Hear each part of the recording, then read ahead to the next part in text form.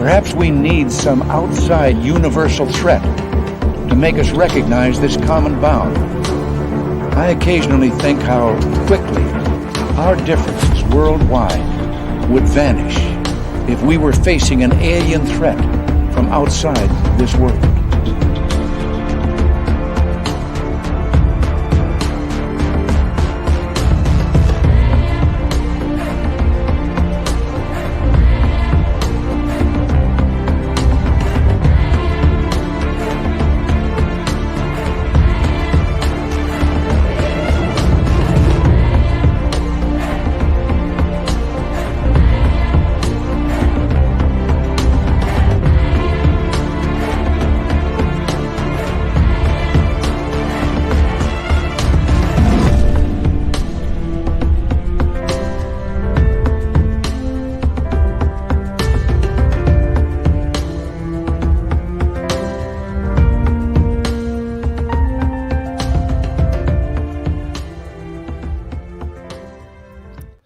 What's up, ladies and gentlemen?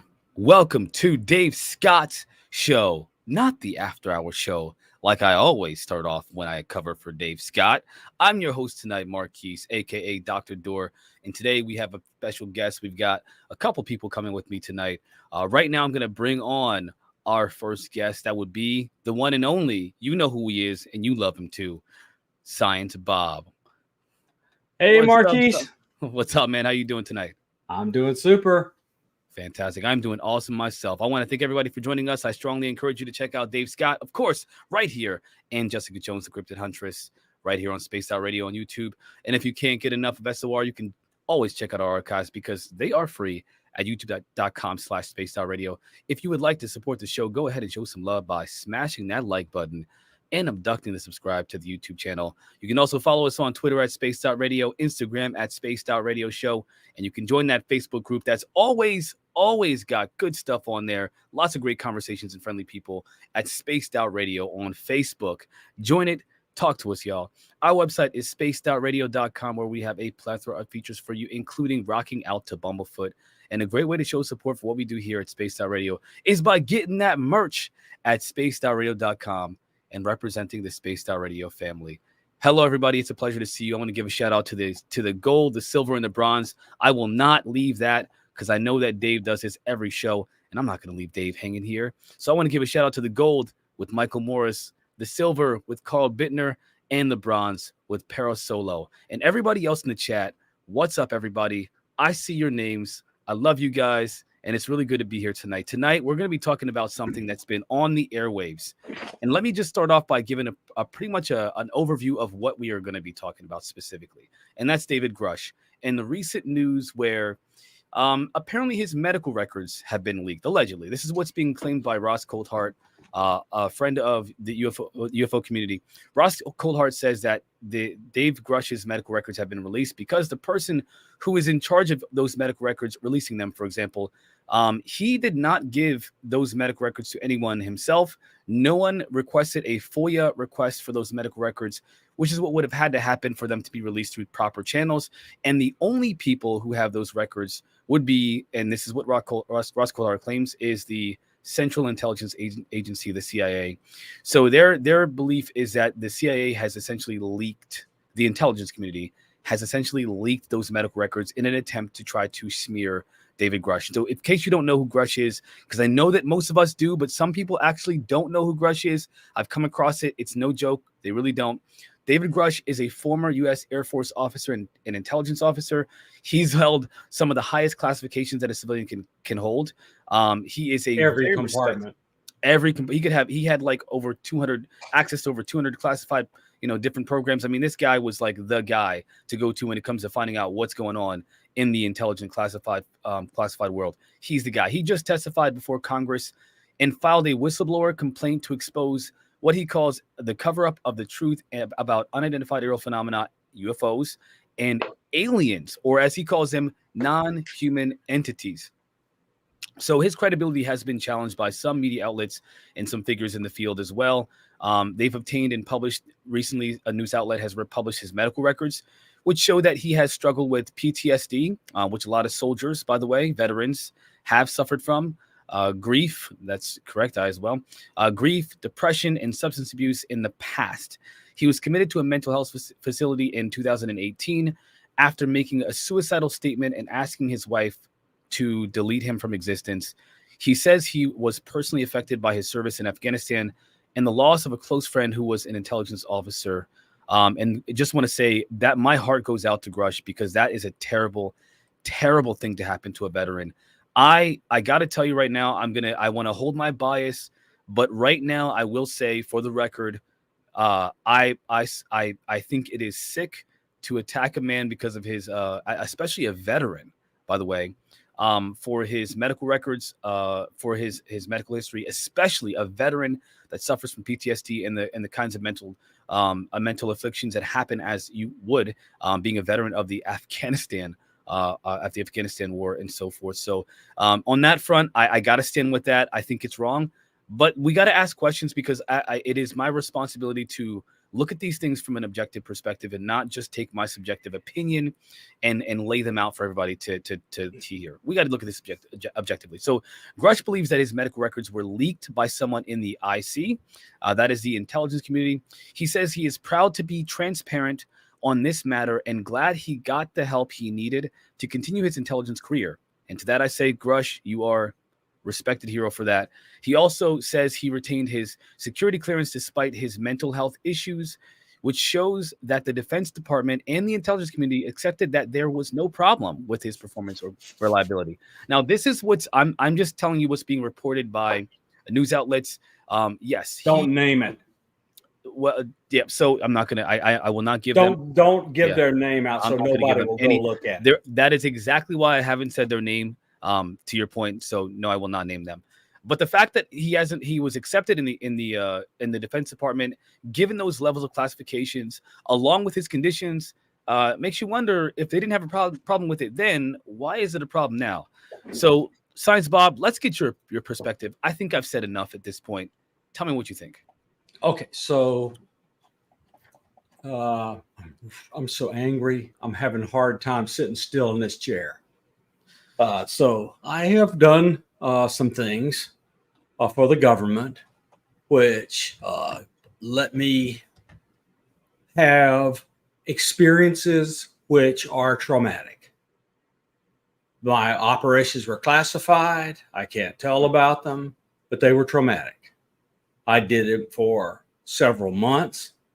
Maybe it was even in 2001 into 2002.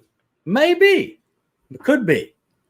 And then I came home and I was so distraught that I sat on my couch with the TV going, not even knowing what was on, for 30 days at least. And the place I worked didn't even know I was back in the United States. Wow. Okay, so it was rough.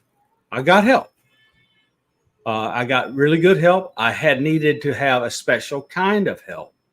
And the special kind of help is a person who has top secret special intelligence security clearance, because that's the things that I was doing that would be involved in my being counseled. So that took a little while to get. Right, so I got through it with the aid of an excellent counselor. And then I went through, had a really good career, came near the end of my career, and COVID hit.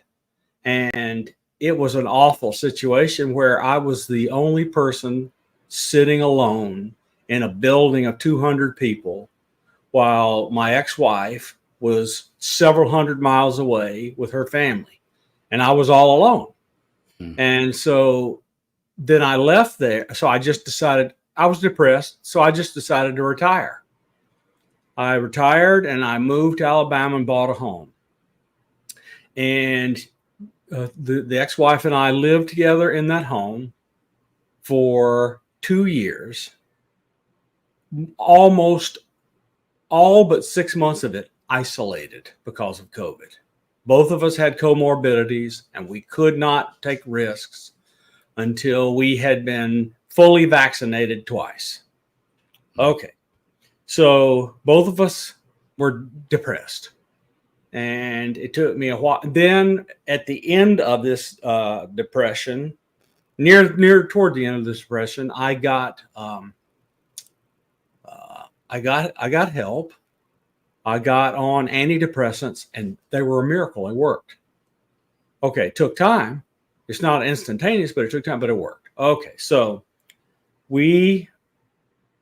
all of this had taken its toll. She stayed with her family, and we sold the house, and I moved to another state. Okay. All right.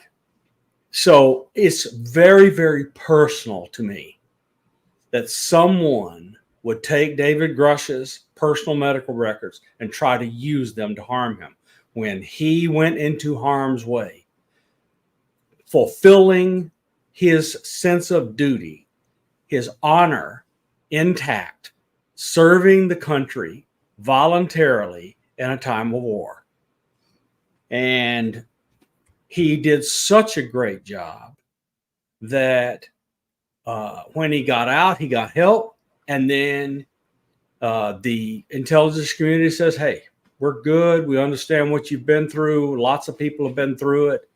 And we want to make sure, thank you for telling us this. You fulfilled your duty by telling us of your problems, including the sheriff of the county in which he lived being called to his home by his wife, who thought he was about to commit suicide. Okay. And all together, they saved him. His wife did a great thing and saved his life. And now he's recovered. He had a good career. He went on for 5 years doing the work he was doing. And then when all of this stuff happened, he chose to do the honorable thing again because he felt he could not stomach the thought of this monstrous program, as he describes it, running illegally as almost a second government inside the United States government, where the president of the United States, unless they approved of them, and nobody in Congress had oversight, where you can have really tightly held programs where the president, the Senate head, the minority leader for the Senate, the Speaker of the House, and the minority leader for the House, and the two committees, Intelligence and Armed Services in the House and the Senate. Those people form a 8-group committee that get told all of these secrets so they can provide the oversight. And it's bipartisan, and everybody does it right. So a paper, which we won't name because I don't want one down one, but you go look at it. I won't help them get looks. Okay. Picked up this story, and they claimed today that the sheriff's department dealie was a matter of public record, so they got it. But none of this explains the content of the article, which could only have come from his deeply personal, privately held, classified medical records from the intelligence community. Someone there decided without a FOIA to release it. Yeah. Now, so we need all these receipts, but the person today from that paper, in my opinion, did not tell us the truth. They tried to claim that the sheriff's thing was public record, so they got all of it. No, they can get that the sheriff was sent to his home and everything that happened in public. They cannot see anything about his medical records under the HIPAA laws, which even the military has to obey. Well, even so, this is another thing. The sheriff said that it could have been requested through FOIA, but there was no FOIA request for those documents. So somebody else gave him that. The only other people who had questions. So that right there says right there says the reporter and the sheriff. One of them's lying. You know, my bet, the reporter. The reporter also, and this is allegedly, his father works for the Department of Energy. So, I mean, I'm just stating what's being put out in the news right now. It's being purported that the news reporter, who I will not name, his father works for the Department of Energy. Now, is that true? I guess we just have to wait until somebody denies it, because it's what's being alleged in the media right now. So I don't have any personal knowledge of who his father is or who he works for, but it doesn't matter. Doesn't matter.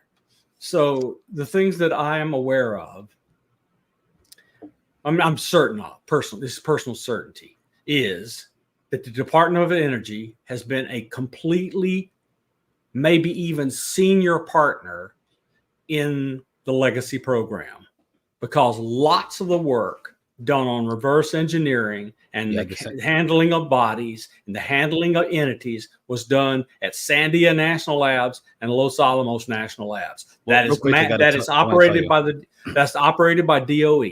Yeah, I want to tell you real quick. So interesting you say. I just sent you the person. I sent it to your Facebook there.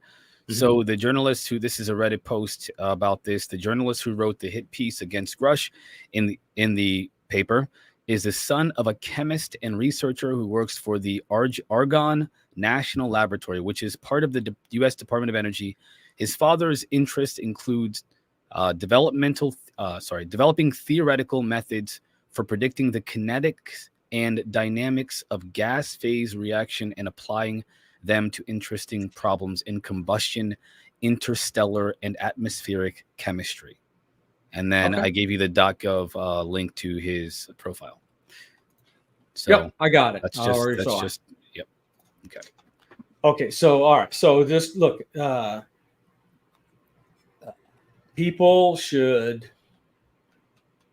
help us, those of us who care about the end of the truth embargo on UFOs and the breaking of this illegal cabal that has tried to keep this from everyone. I'm going to tell you what I am certain of, and we're going to discuss part of the knowledge base that I am drawing from to say the things that I'm about to say.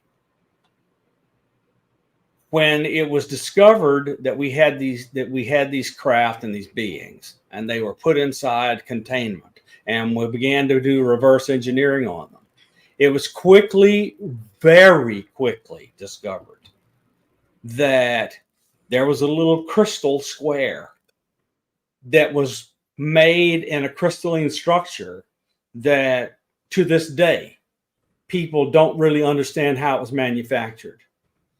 But it is a metamaterial, and this metamaterial taps the 0 point energy of the universe. People figured out how to connect to it and power a load.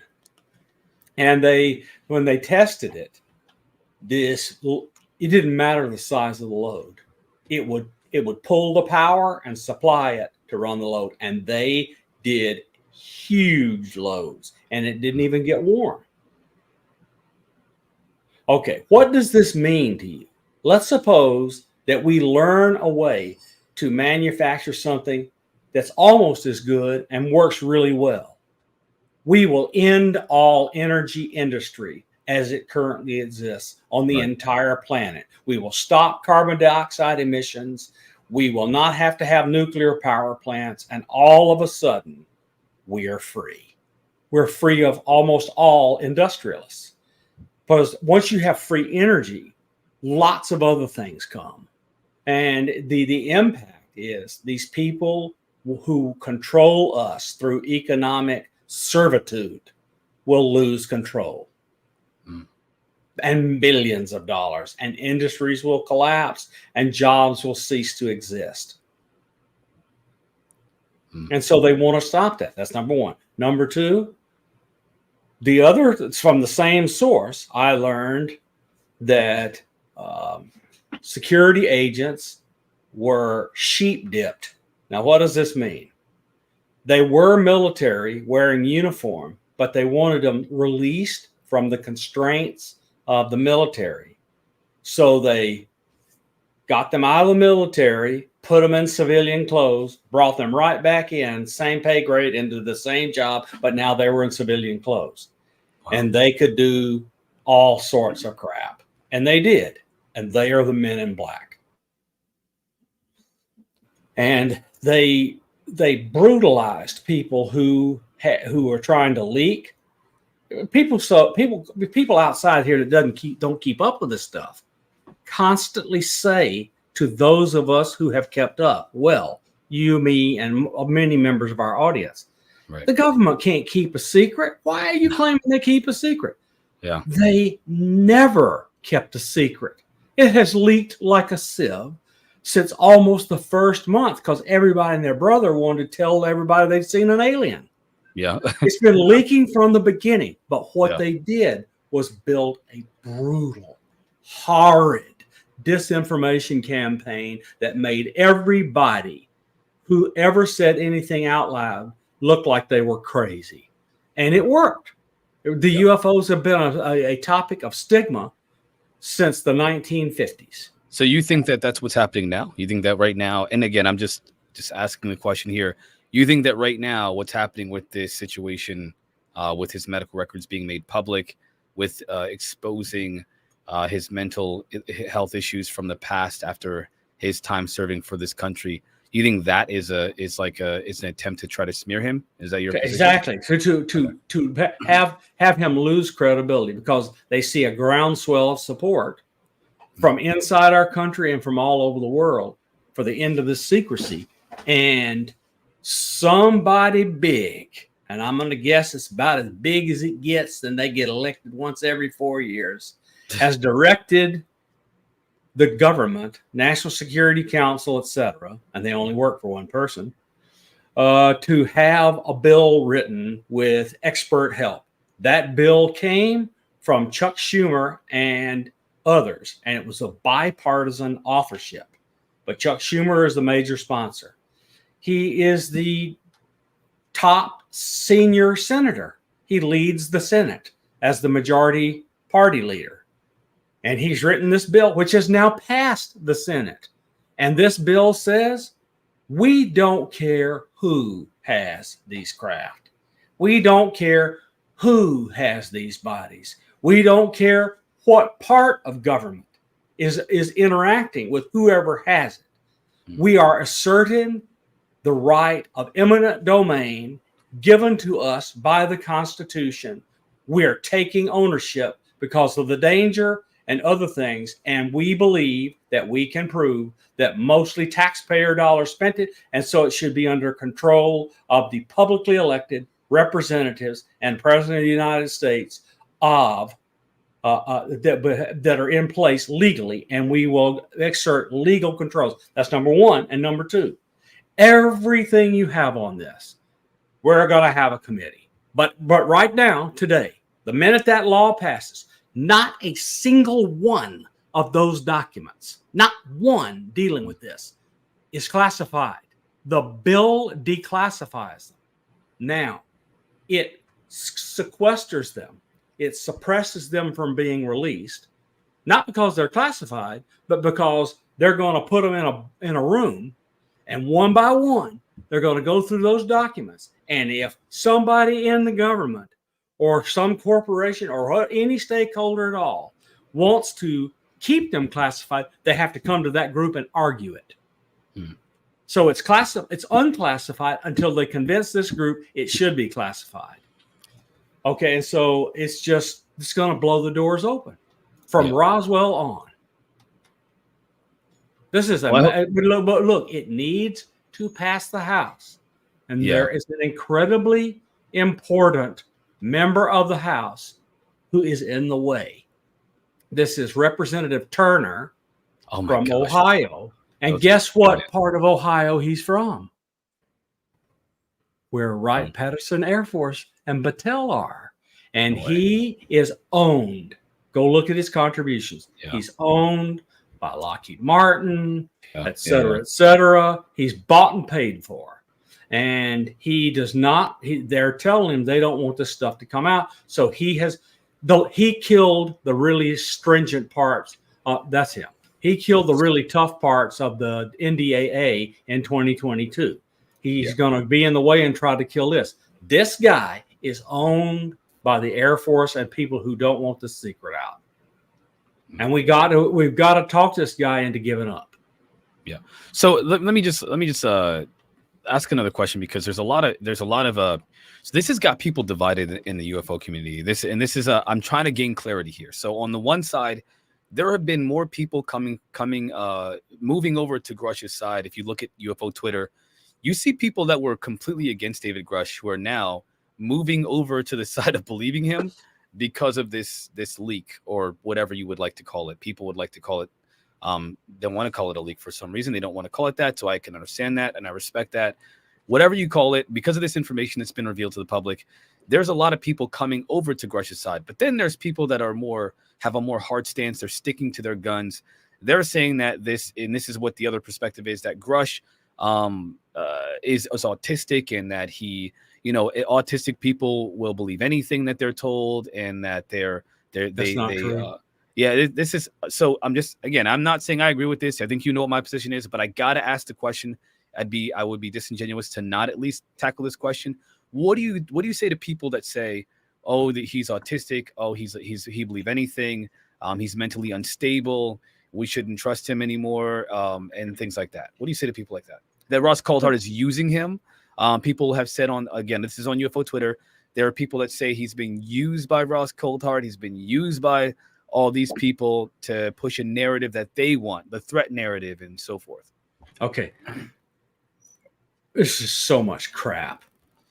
So I worked for the government for 27 years in intelligence, and then I had a Q clearance before that. So my total time of service to the United States of America as a scientist working for unclassified programs was 29 years. Okay. Mm-hmm. In the 29 years, I saw a lot, heard a lot, told a lot, did a lot, and was awarded for it by things that I can't even tell you I got awarded.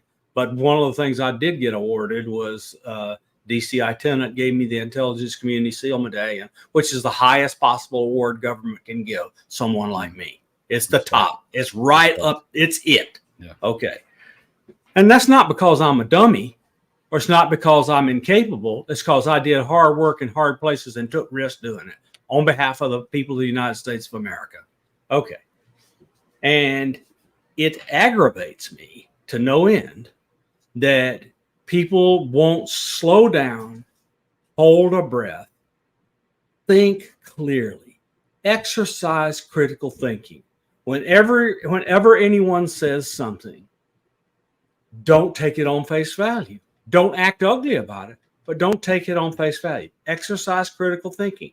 Check out what they're saying, especially if it's on a topic that you are passionate about. So people overreacted to Grush because his story is freaking wild. It's wild, yeah. It's wild. Yeah. Okay.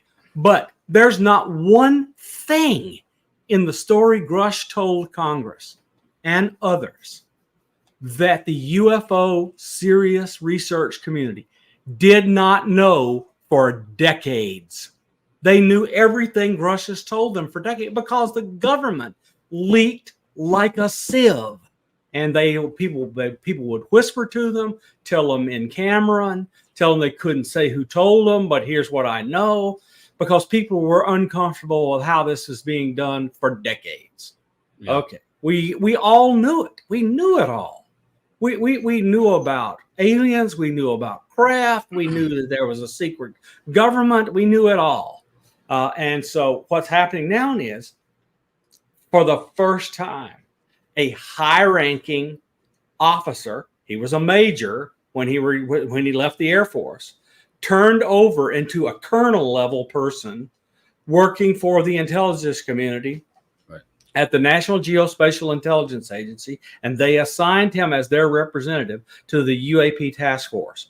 And Jay Stratton, who was his boss, tasked him with going around and cranking open the vault with a can opener or however he had to do it to get access, the name of how the programs were run on reverse engineering UFOs, having alien bodies, etc. And anything the government knew, anything it knew, they wanted how it was being kept secret. Grush was turned away every time he made a discovery. He was turned away. And so he began to have reprisals. And these reprisals were he suddenly had his accesses being taken away by very powerful people. He decided to file a complaint, and 3 things happened. He told the Inspector General, this is violation of federal contracting law that's going on here with between the government and contractors. That's number 1. Number 2, the program is not having oversight by the United States Congress like it's supposed to by law. That's number 2. And number 3, reprisals have happened against me as I've discovered this. And so those 3 things, just let me finish. Let me finish this one piece. Those 3 things, the Inspector General of the intelligence community said were all true. They were true. Independent witnesses that David Grush doesn't even know came to the Inspector General and confirmed his stories. And he was being persecuted illegally. I 100%. And again, I appreciate your opinion. I apologize for cutting you off.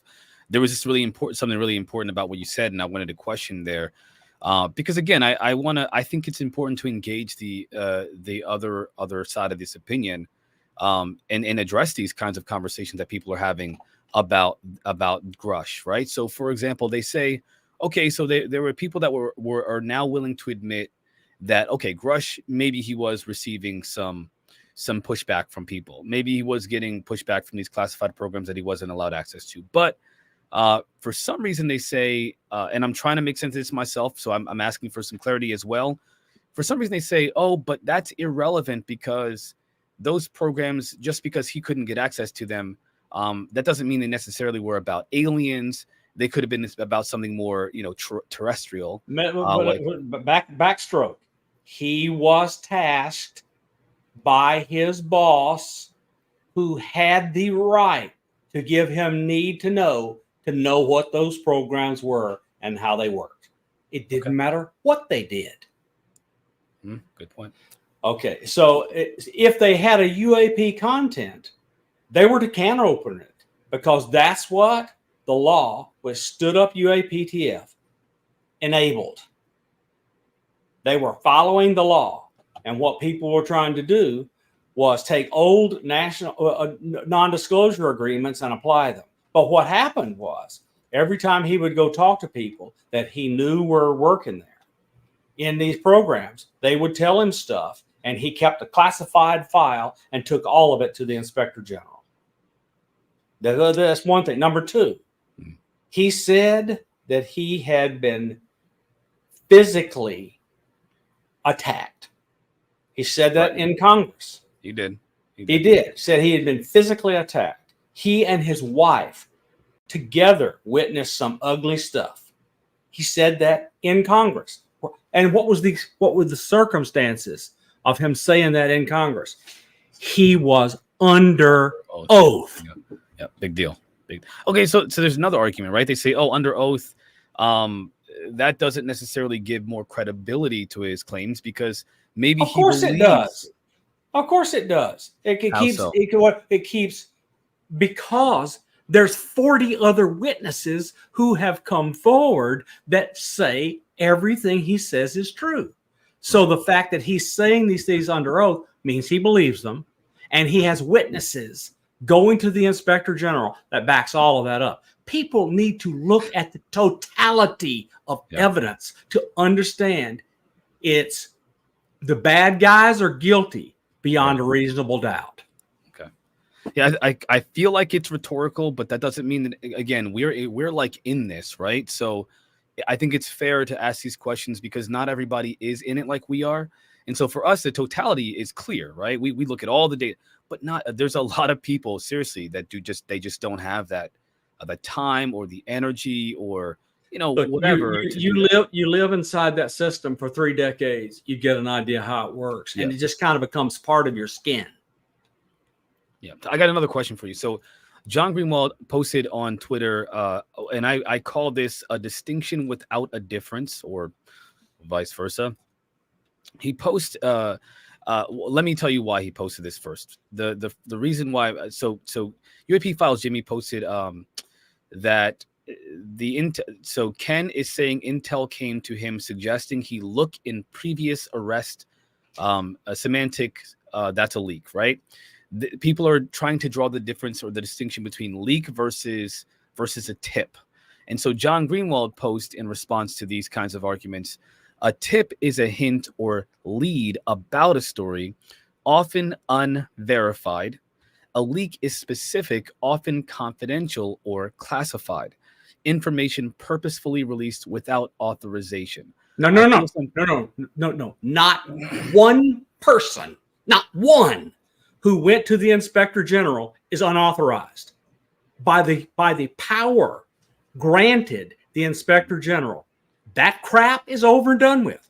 Oh no, this is in reference to the medical record. This is in reference, I'm sorry, to the medical records. I'm sorry. I apologize. I thought you were talking about the no. So to the medical record. So the medical record situation is that this reporter, who we will not name, allegedly was given this information by the Intel community, according to Ross Coulthard and Grush. And I'll read Grush's statement here in a minute. But and so that was what they called a leak. What John Greenwald is, I'm not exactly sure. I think he's suggesting that it was a tip because he wasn't given the information. He was told where to look for the information. You simply cannot get a FOIA through the intelligence community in a day. Right. Never going to happen. Okay. That's a good point. Good point. Again, I just feel like people need that clarity. And that's why I asked the question. I asked it because I think that, again, people need clarity. No, please give me a moment, everybody. Bear with me. This is a statement. Okay, I want to point something out. Sure. Do you mind? Yeah, by all means, please. It's 12:37. Do we have a break? Do we have what? A break, a commercial break. Oh, I'm so sorry. Dave does commercial breaks. We're going to go on our first commercial break, everybody. And then when we get back, we'll continue this conversation. I am so sorry, Bob. I will continue those commercial breaks. This is Dave's show. Hang tight, everybody. We'll be right back. And here we go.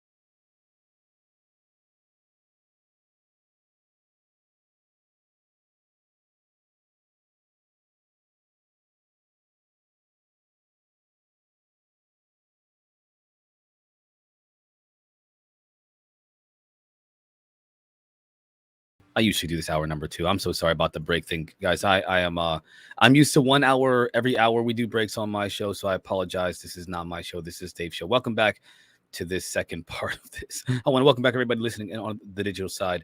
We welcome back our YouTube, Facebook, Instagram, and Twitch viewers. And don't forget, you can check out our archives. They are free at youtube.com/space.radio. Our website is space.radio.com, where we have a plethora of features for you, including rocking out the Bumblefoot. Don't forget to hit that like button and abduct the subscribe. Now let's talk about this stuff. So, Bob, this is something I wanted to kind of tackle as well. I want to talk about I want people to know what's being said in this space that we're in all day long. Okay, so I'm going to address some comments that were made on Twitter. One of them was by this person, and I'm going to read the comment, but not the person's name, because I think it's important to hear what this person has to say. And Bob, by the way, you're a freaking hero. You're a freaking hero on Twitter to me. I'm just going to be honest with you. I follow you, but I'm just check my I'm bias. spending way too much time on Twitter, but I'm in battle. We all are. So here's what this is to me. I think this is a problematic to say the least. So this is by the person that was reported on this issue. UFO whistleblower David Grush's wife called him an alcoholic and pled with him to get help amid a drunken rage for which he was institutionalized in 2018. A similar incident took place in 2014. He and a friendly journalist are accusing me of using confidential medical records leaked to me by the intelligence community. In reality, they are publicly available records I obtained under FOIA. This is what's being claimed by this person. To your point, you mentioned earlier, you don't get those records within 24 hours. No. We have to be extremely careful and precise. The sheriff going to his house is a public record he can get access to. That is not all that is in this son of a whatever report. Right.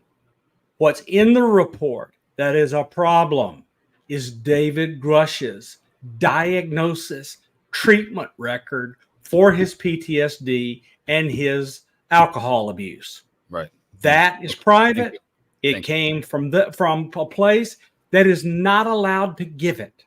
So this guy is trying to confuse everybody by telling the half-truth. The half-truth is he can get that stuff from the sheriff. Now, on the other hand, the sheriff says, nobody ever came to me for that. Right. I heard that. Yep. Okay. So the preponderance of evidence, that is the content of the article and the sheriff denying, says that someone inside leaked all of it. Right. Yeah. Everything. And under the rules, David Grush, within 24 hours, was required to tell his security officer of the visits by the sheriff and the things the sheriff did. He had to report that to a security officer. Now, let me look.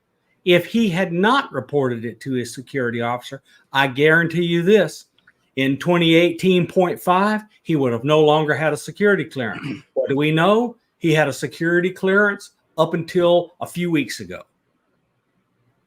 Right. So I appreciate that clarification and for you being specific. Again, we all need that, and I really greatly appreciate it. We have to be precise. Yeah. So the other thing that I wanted to address, and there's a couple of points that I wanted to address, some comments that were made by others in the field. And again, this is a lot of Twitter stuff, y'all. So just bear with us on here. I want to know what you think about the idea that does this seem like an attack to you? Does it seem like the way that things are being worded, the way that things are being framed, where they're focusing on a veteran's mental health issues in the past? Do you think that digging up this stuff, do you think it's a tactic that's been used before? And what is going on? Right now, there's a flood. And I have never since probably George W. Bush was elected seen as many Republicans and as many Democrats doing this Yeah. putting their hands together like this Yeah, as they are doing on this issue. We have AOC and the guy from Tennessee, Burchett, AOC and Burchett patting each other on the back for about this story. Yep. We had one of the most right-wing women, and the what's his name with a scarf on his head because he's got cancer. I don't remember his name either. I know you're talking about, but I can't think of his name. He's not as prevalent as the other people. No, but they're not members of the committee. They thought so much of this, they got permission from the committee to join. Yep. Okay. They're working together. And you got Rubio and Mark Warner, helped by the Senate Majority Leader, Raskin, Chuck Schumer. All of them working, and the bill that passed in the Senate, the Schumer bill, that had unanimous support from both sides in the Intelligence Committee, and it was passed by a large number in the Senate. Yes, that's Raskin. Jamie Raskin. Yeah, thank you. He was in there. I want to give a shout out. He's a member of the Oversight Committee. He's not a member of the subcommittee, and he asked for privilege and he received privilege, like a lot of people did. For example, for the purposes of this hearing, and so people know that I like to give credit where credit is due. Yep. There is no one you could possibly think of in their House of Representatives, other than people who aren't even human, that I oppose more politically than I do Matt Gaetz. But he was an absolute hero in that committee. Same thing. He's a hero. And the reason I say that is, I don't know whether he knew it or not, but him coming in there and telling what he saw and the circumstances under which he saw it was a violation of classification. he can be charged with a crime. Oh no. I was like, he did not, but he's also quite brazen in general. He's like extremely, but they're not about to mess with him. No, they're not going to mess with him. But that should let you know that threats and intimidation is all they've got. Yep. If he can violate a law and be untouched, they're not capable of doing anything. What do you think about the idea that there are whistleblowers that are watching right now what's happening to David Grush, and they're thinking they're deciding whether or not they are going to come forward? What do you say to people? I'm sorry. You asked me a question and we didn't complete the answer because I went on a tirade. The reason it's being done is because there's nothing more scared of making a wrong step in August than somebody who is having an election 2.5 months later. They're trying to scare the people in the House of Representatives who get elected every 2 years. They're trying to scare them into not supporting this guy's stuff going forward. And it's mainly aimed at the House. They've already lost the Senate because they passed the law. Finally, yeah. Okay, so that's who it's aimed at. It's aimed at influencing the members of the House of Representatives, hoping they won't pass the Schumer law. Okay. And so I apologize for interrupting. Thank you for finishing that thought. What do you think about moving on to the idea that there are other whistleblowers looking at what's happening to David Grush and how he's being treated? Yep. Whether to decide whether or not they're going to come forward. Do you think this will discourage them from coming forward, or do you think this is irrelevant? Oh, it is not irrelevant. Look, David Grush is important. The people that want to come forward, everybody listening here, everybody who watches the news knows their names. They're wanting to come forward. Now, I mean, big people. Yeah. I got some intel. I'm actually waiting, to be honest. One of them might be as bald as me. you gotta be careful. Be careful. Well, there's two or three yeah, that are as bald as yeah, me. yeah. Well, I mean, if you're close to the, if you're in communication with people, you might be able to guess, right? But so I will say I used to be bald. Everybody, just in case everybody knows, I used to have no hair. But I will say, I again, I'm trying to withhold my personal opinion. I appreciate your perspective, Bob. You're not required to. Yeah. I'm required to withhold my opinion. This tonight, this is not really news reporting. This is opinion. We're giving opinion and commentary. Yeah. So you're not required to withhold your opinion. Well, the only opinion that I will stand on tonight is again, I think it's disgusting what's happening to David Grush.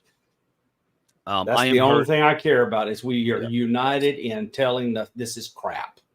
Yeah, it's hurtful, and I kind of personally, as a veteran myself, I have PTSD not from my time in the military. Actually, prior to the military, I have PTSD from my childhood, and I can only imagine being in a position where I'm responsible for something that I've done well. I've earned my place in society in whatever position I may be in. And then for that to be smeared by something that was not of my own doing, that happened to me. And that I overcame, by the way, something as difficult to overcome as PTSD and depression, as we all know Americans suffer from, and people all over the world, by the way, but Americans suffer very much from mental illnesses across, and that includes myself. And so I can only imagine people using that against me and throwing it in my face and bringing that up as a way to say, well, look, he can't be trusted, when I've earned my place in whatever position I may be in, and especially as high a position as David Grush is in. So me personally, I think it's disgusting. I am saddened mostly by the support that people have for the reporter. I'm saddened by the support that the UFO community has for the reporter doing this stuff to him. And I'm really saddened by the what I believe is kind of an anti-disclosure movement by the people within the community, the UFO community, who don't want this to play out the way that it is, and are calling Grush a liar, saying that he is an actor, that he's out for money, he wants to write a book, he has a real estate business. Like, I don't even I'm just trying to. Let me. If in the UFO community, the ones the big names. Yeah, they make $100,000 to $300,000 a year. He's going to end that all if all this has come true, because there's no need for them. They'll lose their income. They're going to oppose it unless they're independently wealthy. Right. And you can see the people. Steve Bassett, Jamie Foxx. They don't give a damn about the money. They want the truth out. Yeah. Because James Fox will end his string of movies, all of which are successful, if this truth comes out. Right. Oh, interesting. Yeah, that's Steve Bassett won't have his lobbying position anymore if the truth comes out. Yeah. I mean, you can tell people that have a vested interest in this continue, and those who just want the truth by the way they're behaving. Now, that's number one. Number two, what was the other one you were talking about? I had comments on. I kind of threw a lot of out there, but the idea that obviously the money making, his real estate business and stuff. You mentioned that about, you kind of went over. He's got to make a living. That's what I'm sorry. I know the point I wanted to make.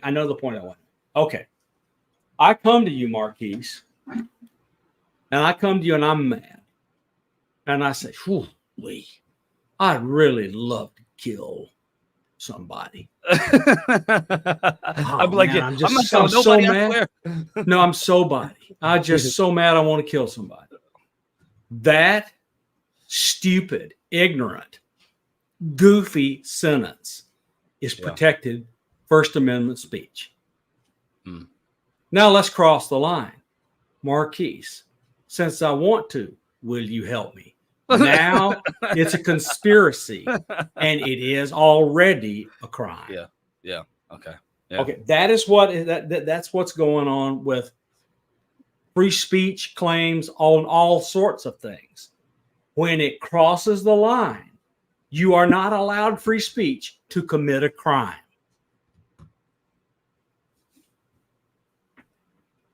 And The person who gave that stuff to the unnamed reporter for the lousy, worthless rag he writes for, the person who gave that, it's not protected free speech because it was a crime to do so under both. I know it is a crime under HIPAA, which protects patients' privacy in medical fields. But I also believe it's probably a crime because his records are classified. Okay. So I appreciate the clarification. I think I also appreciate the comical example you gave me. That was wild. That was wild. It was funny though. I appreciate that. All right. So then allow me to please read a few statements that were made. Again, the one statement I want to read is from David Grush himself. And then after your response here, I want to read what Christopher Mellon says, because I think it's also quite important. Starting off with David Grush's statement after this, the title of this is Personal Statement for Immediate Release. The mental health struggle of U.S. military and intelligence community personnel is a broad issue that is very close to my heart, and I believe it should be discussed in an open environment due to the stigma associated with this subject. It has come to my attention that said newspaper intends to publish an article about 2 incidents in 2014 and 2018 that highlight previous personal struggles I had with post-traumatic stress disorder or PTSD, grief, and depression. Like many veterans, I struggled after returning home from Afghanistan.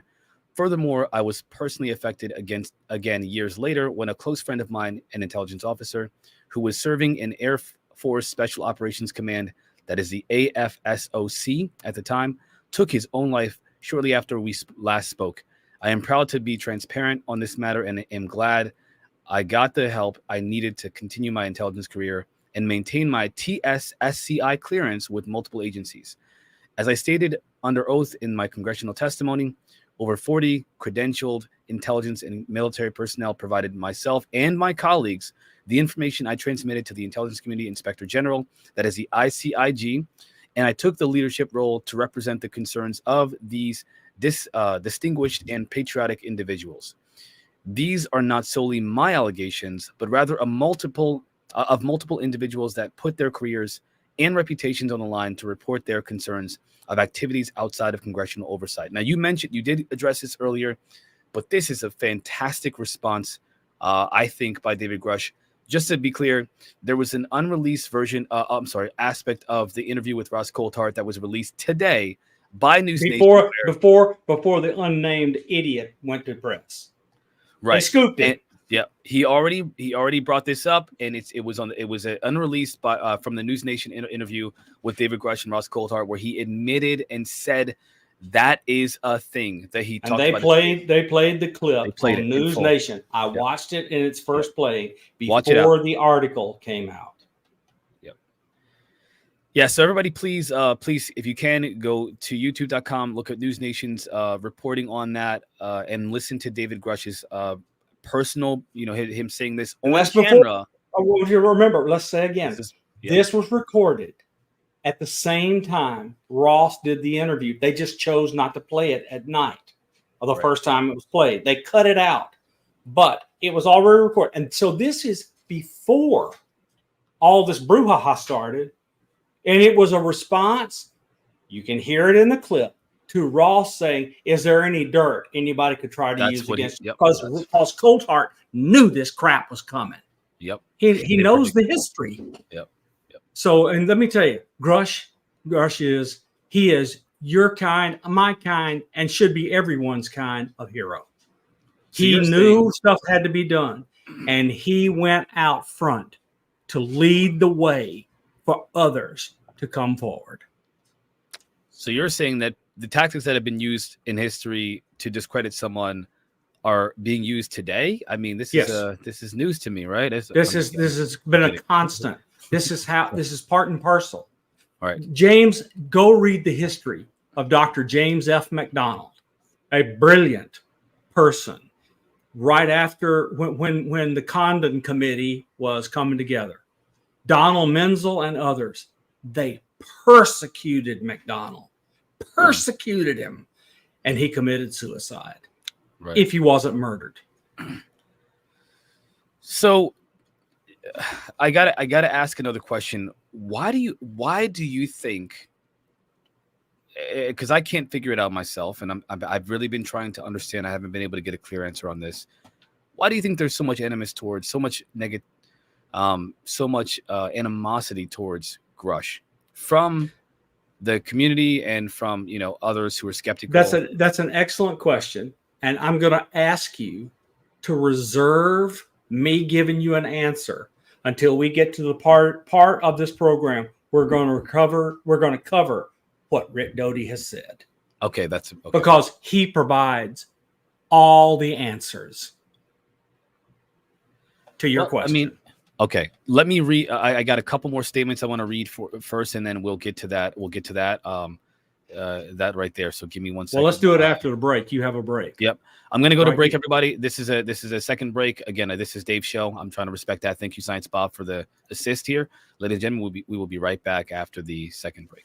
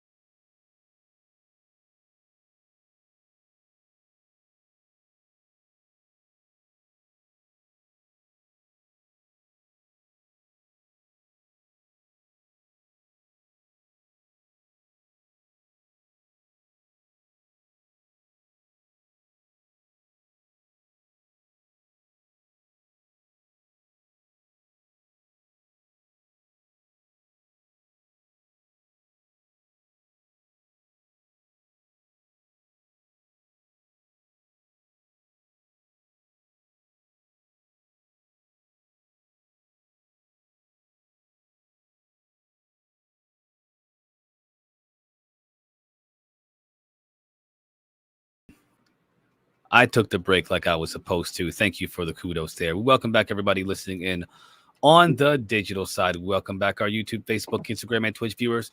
Don't forget, you can check out the archives. They're free at youtube.com/spaced.radio. Our website is spaced.radio.com, where we have a plethora of features for you, including rocking out the Bumblefoot. Don't forget to smash that like button and abduct and subscribe to support the show. So I wanted to mention something that was just recently posted on Twitter. Of course, I'm following it all day, every day. By News Station, the News Nation. I'm sorry, with an interview with the Rear Admiral. I'm going to try to pronounce his name. Tim Gallaudet. Okay, Gallaudet. He essentially is saying, I believe David Grush. They question about, hey, listen, he's got all this information. He says he has. But he hasn't shown us anything. He hasn't shown us the redacted documents. He hasn't shown us program names. He hasn't shown us anything. I do not know why people cannot understand this. Which is why I'm asking the question. Because I think it's important that people get the clarity, on these kinds of questions for you. He is running out front interference from the 40 people who have the direct evidence. And it may be more than 40 by now, but it's at least 40. Right. But he is not volunteering to go to prison for the remainder of his life to satisfy that moron or anybody else who wants to know the stuff. He's given the evidence. And I'm going to tell you, he went a long way in that committee hearing to let us know he has direct evidence he personally saw. Okay, and he said that I'm not going to tell you, but this and this and this. He walked right up to the edge without crossing it. But he has given everything he collected. And this is not, we've been listening to this crap for a month. Do you know how long he worked on this? 4 freaking years. He worked on putting this story together and gave it all to the Inspector General for the intelligence community, who was required by law to transmit the entire contents and the report to the Senate Select Committee on Intelligence, the Senate Armed Services Committee, the House Select Committee for Intelligence, and the House Armed Services Committee, and the Speaker of the House and the Minority Leader of the House. Thank you for that. I appreciate your clarification there. And I want to mention some people have questions, and I just want to address a couple of them because I think they're important too, of course. Izzy Beth and a couple people are saying that they stand with David Grush. So is there a way to let David Grush know we stand with him? Right now, I think that if you go on Twitter and tag Ross Coulthart or anyone who's involved in this and make those kinds of comments, Grush will read it. Yep, you will definitely get the attention of everybody in case you wanted to show support. I have personal knowledge that is true. So there's that. And then, of course, there's a question that I want to bring up by James Jones. It is an important question people have to ask. How come it's okay for Gates to violate security? So I mentioned earlier about Matt Gates. And I thought the same thing. I was like, oh my gosh, he did not just talk about what happened in a classified setting. What do you think do you think anything's going to happen to him? And if he's an elected member of the House of Representatives, and he's did it on the House floor, and they get lots of immunities for anything they say on an official thing inside the House. So he'll get slapped on the hand and told, don't do it again. It's because of his active position at the moment. That's why. Okay. Thank you for that. Again, I appreciate that. I even asked that question. I was like, how is he going to get away with that? These things, unless they involve active transmission for a nefarious purpose to an enemy of the United States or somebody trying to profit on purpose, then it goes to a court and you're charged with a crime. Almost always it's dealt with administratively. Okay. Jeremy Jones, your question was answered. So the next thing that I wanted to ask you was, this idea that, you clarified why Grush can't talk about his national security, these things in an open environment because of national, he'll go to jail. Essentially, he'll go to jail. They're ready to send him. Right. Let me ask you my last question on this before we move on to Richard Doty. This is my last question. What are the implications if Grush is telling the truth? And if they are as profound as these claims are, if they are true, why would why would anybody fight against that? What again? I think there's something underlying with the opposition to David Grush that I believe we're missing. Personally, I'm gonna tell you from what I've been told, covering all these topics, talking to many audience members, engaging with the community. The one statement that I've been told consistently, or several, that people are very skeptical of are, one, the deal with aliens that was alleged to be made by human beings, the government and the aliens, and two, that they're not friendly. A lot of people believe that the aliens are all friendly and that that they are all here to help us, and that anyone who says otherwise is pushing what's called a threat narrative. And David Grush is pushing the threat narrative. He's aligned with people who are pushing the threat narrative, and that they're trying to push for the threat narrative in Project Bluebeam and things like that. And I'm just, this is what I've been told by the community. This is the biggest pushback for Grush that I've been told. So if these things are true, if Grush's claims are true, they're big. And again, to your point, if they are true, what do you think will happen to the world? I asked two to three questions there. I apologize, but it's okay.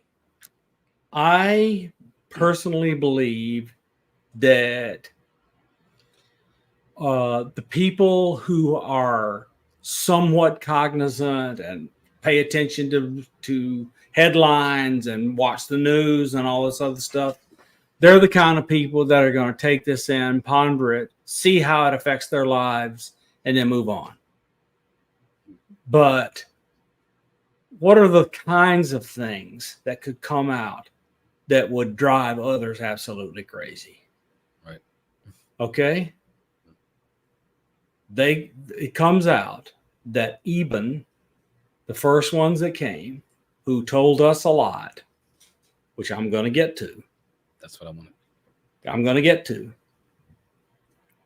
Informs us that, yeah, well, you might have already had some doubts about the Adam and Eve story, but actually, somebody decided to cook you up as an experiment, and here you are.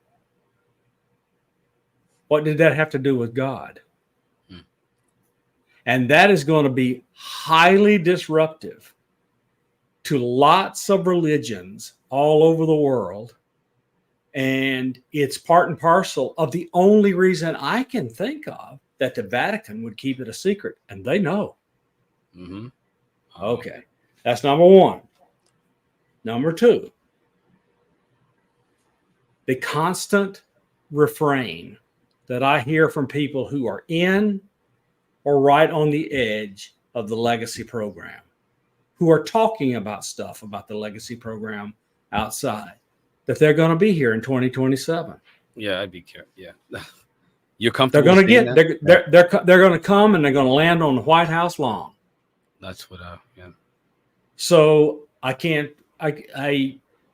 Lala did a reading for me, and it involved a person of some importance who has passed. And she said, "Boy, there's a being coming. He has humans working with him, and he is not a nice thing." Mm-hmm. Okay. So that's completely independent of these people who are working in the legacy program. Right. Okay. Now, let's suppose that they know already how to manufacture these energy devices.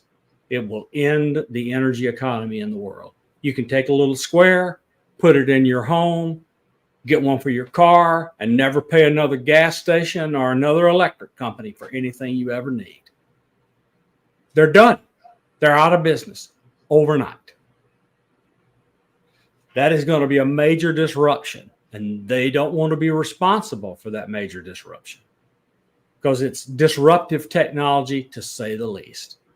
Now, let's sit ourselves in a little egg, plug our little device in, and say, put our hand on a panel and say, "Will you take me to Mars? I'd want to take a look." And a few minutes later, we're looking. Or, "I want to go to Tokyo today so I can get me some fine sushi at the airport." And you're there in a few seconds. We just ended the entire transportation industry. Every automobile manufacturer that ever worked or ever sold a ticket is done. This is major disruption to our economy, the elimination of many, many jobs. If what I'm telling you, which has been rumored for decades, is actually true. That's number two. Number three, a constant story is in one of the craft that was recovered and put into a retrieval program, there was a thing found that is a weapon. And they took it out to a part of the test range in Nevada, and they vaporized half a mountain. That's part A. Part B,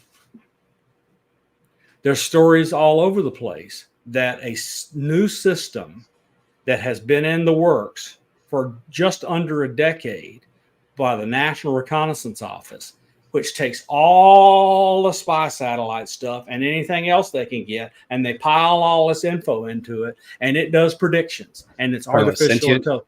Sentient, yeah. I didn't say that word since I worked on it. I don't want to go to jail. Sorry.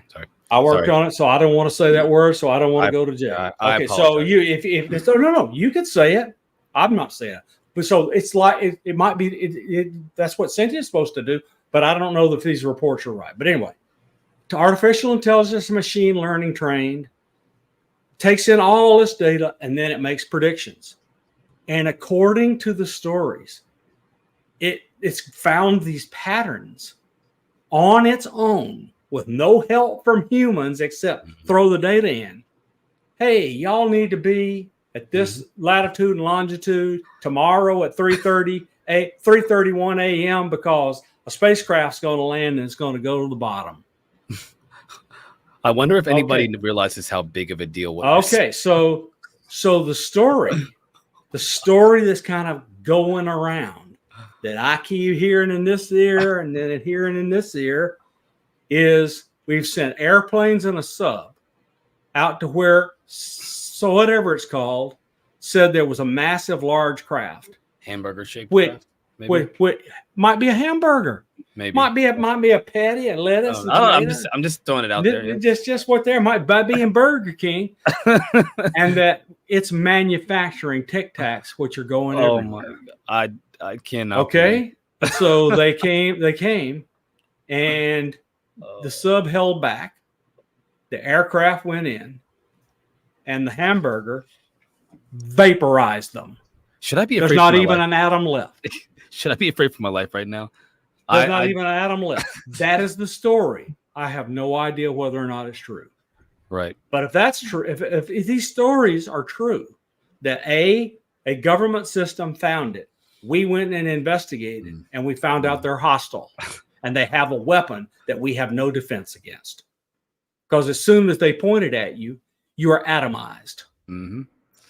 That's a thing. And so nothing that has that kind of weapon can be treated by any government on the planet as anything but hostile because they've killed people.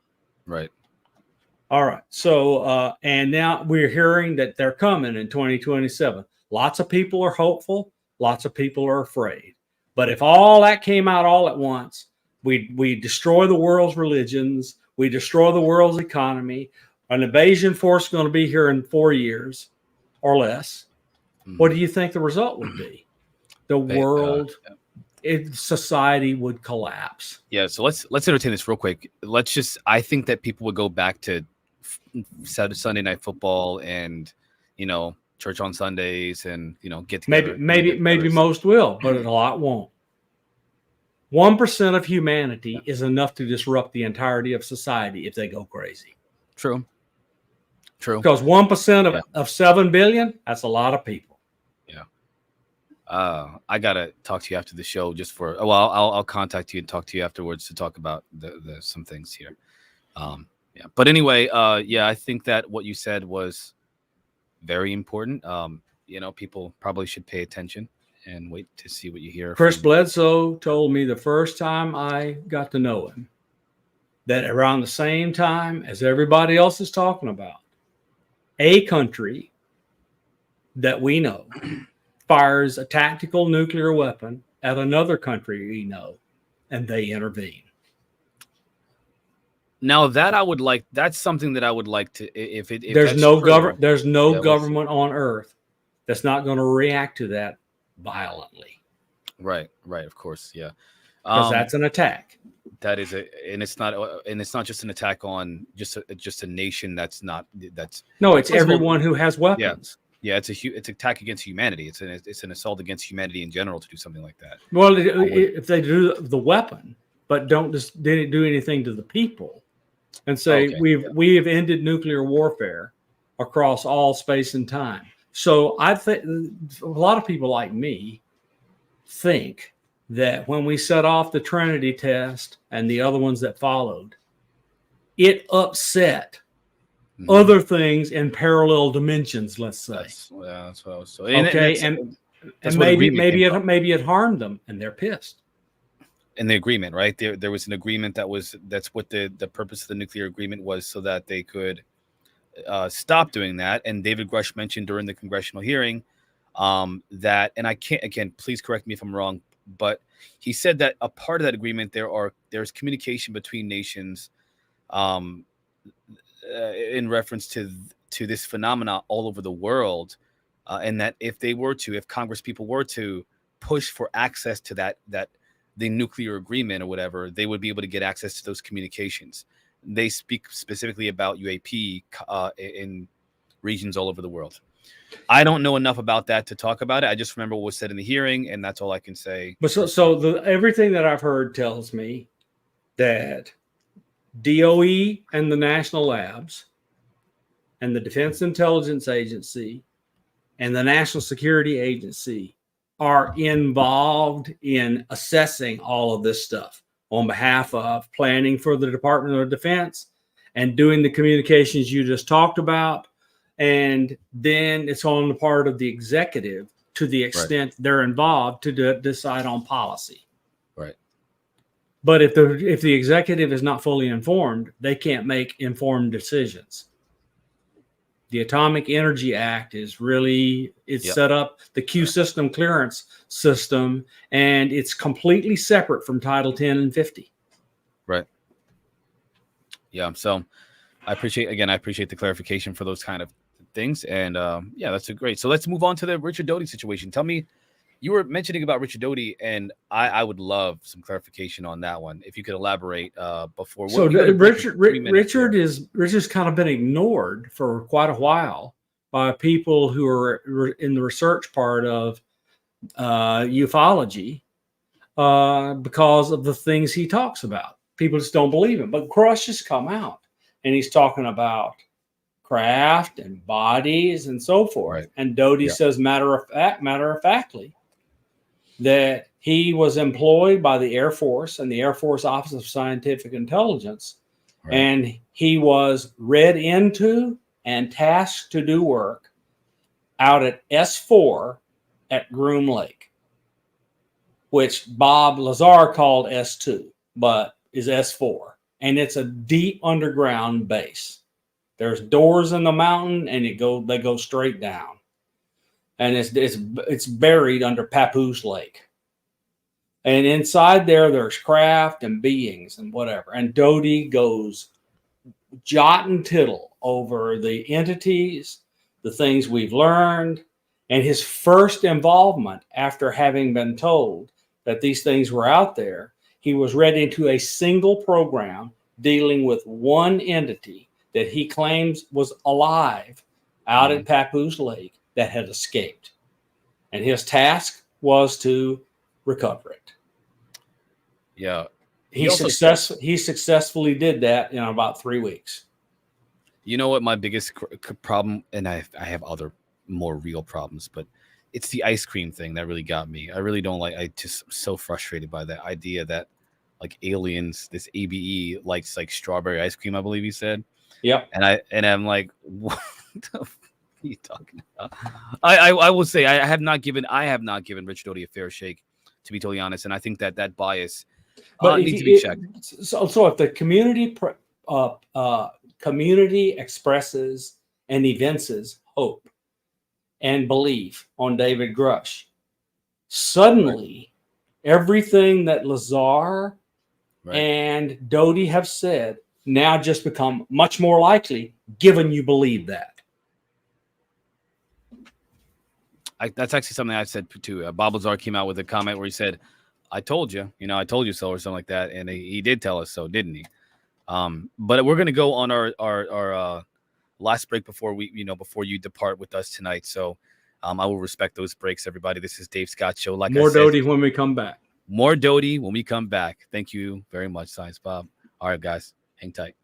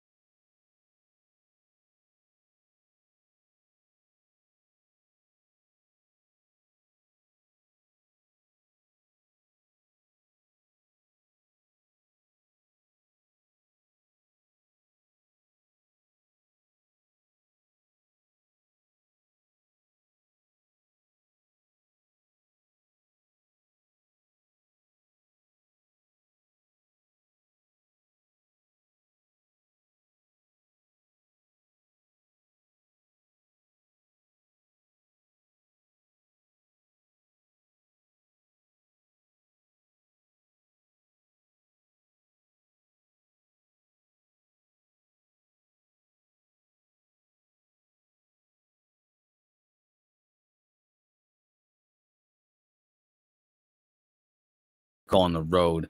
I want to thank and welcome back everyone listening in on the digital side. We welcome back our YouTube, Facebook, Instagram, and Twitch viewers. And don't forget, you can check out our archives. They are free at youtube.com/spaced-out-radio. Our website is spaced-out-radio.com, where we have a plethora of features for you, including rocking out to Bumblefoot.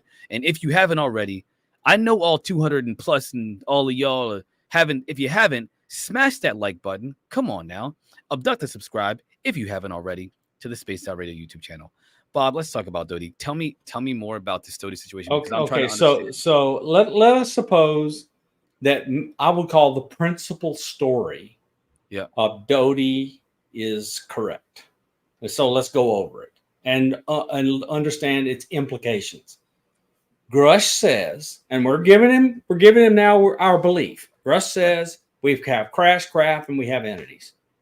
Doty says the first craft that had entities is Roswell. Okay, and that we got one of them alive, and we called it EBA 1. Right. And then EBA 1 told the people who had him at Los Alamos, told people they had him at Los Alamos that there was a communications device in the craft that they recovered. Okay. And the craft was pretty much intact. And that what happened was something we were doing on the ground disrupted their gravity envelope. And the thing made a turn and smashed a bunch of them into a wall and killed all of them but one. And the craft went down after it recovered a little bit, and the military found them. Okay, so let's have EBA 1 now. Apparently, it is extremely cooperative, answered questions, right, and told them where a radio was and basically how to use it. Because what EBA 1 wanted was to let the people back home know what had happened. Didn't he also want to go to the ocean? Didn't he ask to go to the ocean? Is that? I don't know that. But the really important part is this: that he told them how the tech worked, tried to get them to understand EBA mathematics and physics, and it was beyond their possibility of their understanding. First of all, it wasn't until the 70s and 80s before physicists knew the words quantum information. And Richard Feynman, as the kind of last major contribution before he died, gave us quantum computing and quantum information and quantum logic. Okay, so, and his partners at Preskel, also at Caltech, gave us quantum information, quantum computing, and then Deutsch in the UK gave us quantum computing. So quantum information and quantum computing, quantum entanglement and quantum teleportation are all critically important to how all of that stuff in that craft can work. Okay, and we didn't understand it. We didn't know about entanglement and how true it was, because John Bell's experiment had not been done in 1947. Quantum mechanics was just starting. Richard Feynman worked on Roswell. He had not yet proven and derived quantum electrodynamics, for which he won the Nobel Prize. And quantum field theory is the first truly magnificent theory of particles and fields that are absolutely right. That we've made no measurement in all of physics that is more precise and predicts more accurately than quantum electrodynamics does. And Feynman invented it. Okay, so quantum, all of this is important. And so they couldn't understand how anything worked. But they were able to push a button or here or there or do whatever EBA told them, and contacted their home planet. And the home planet suggested an exchange program. And so some astronauts, it took years to get all this arranged before we believed them, and so forth and so on. And they went through a rigorous selection process for the people they sent.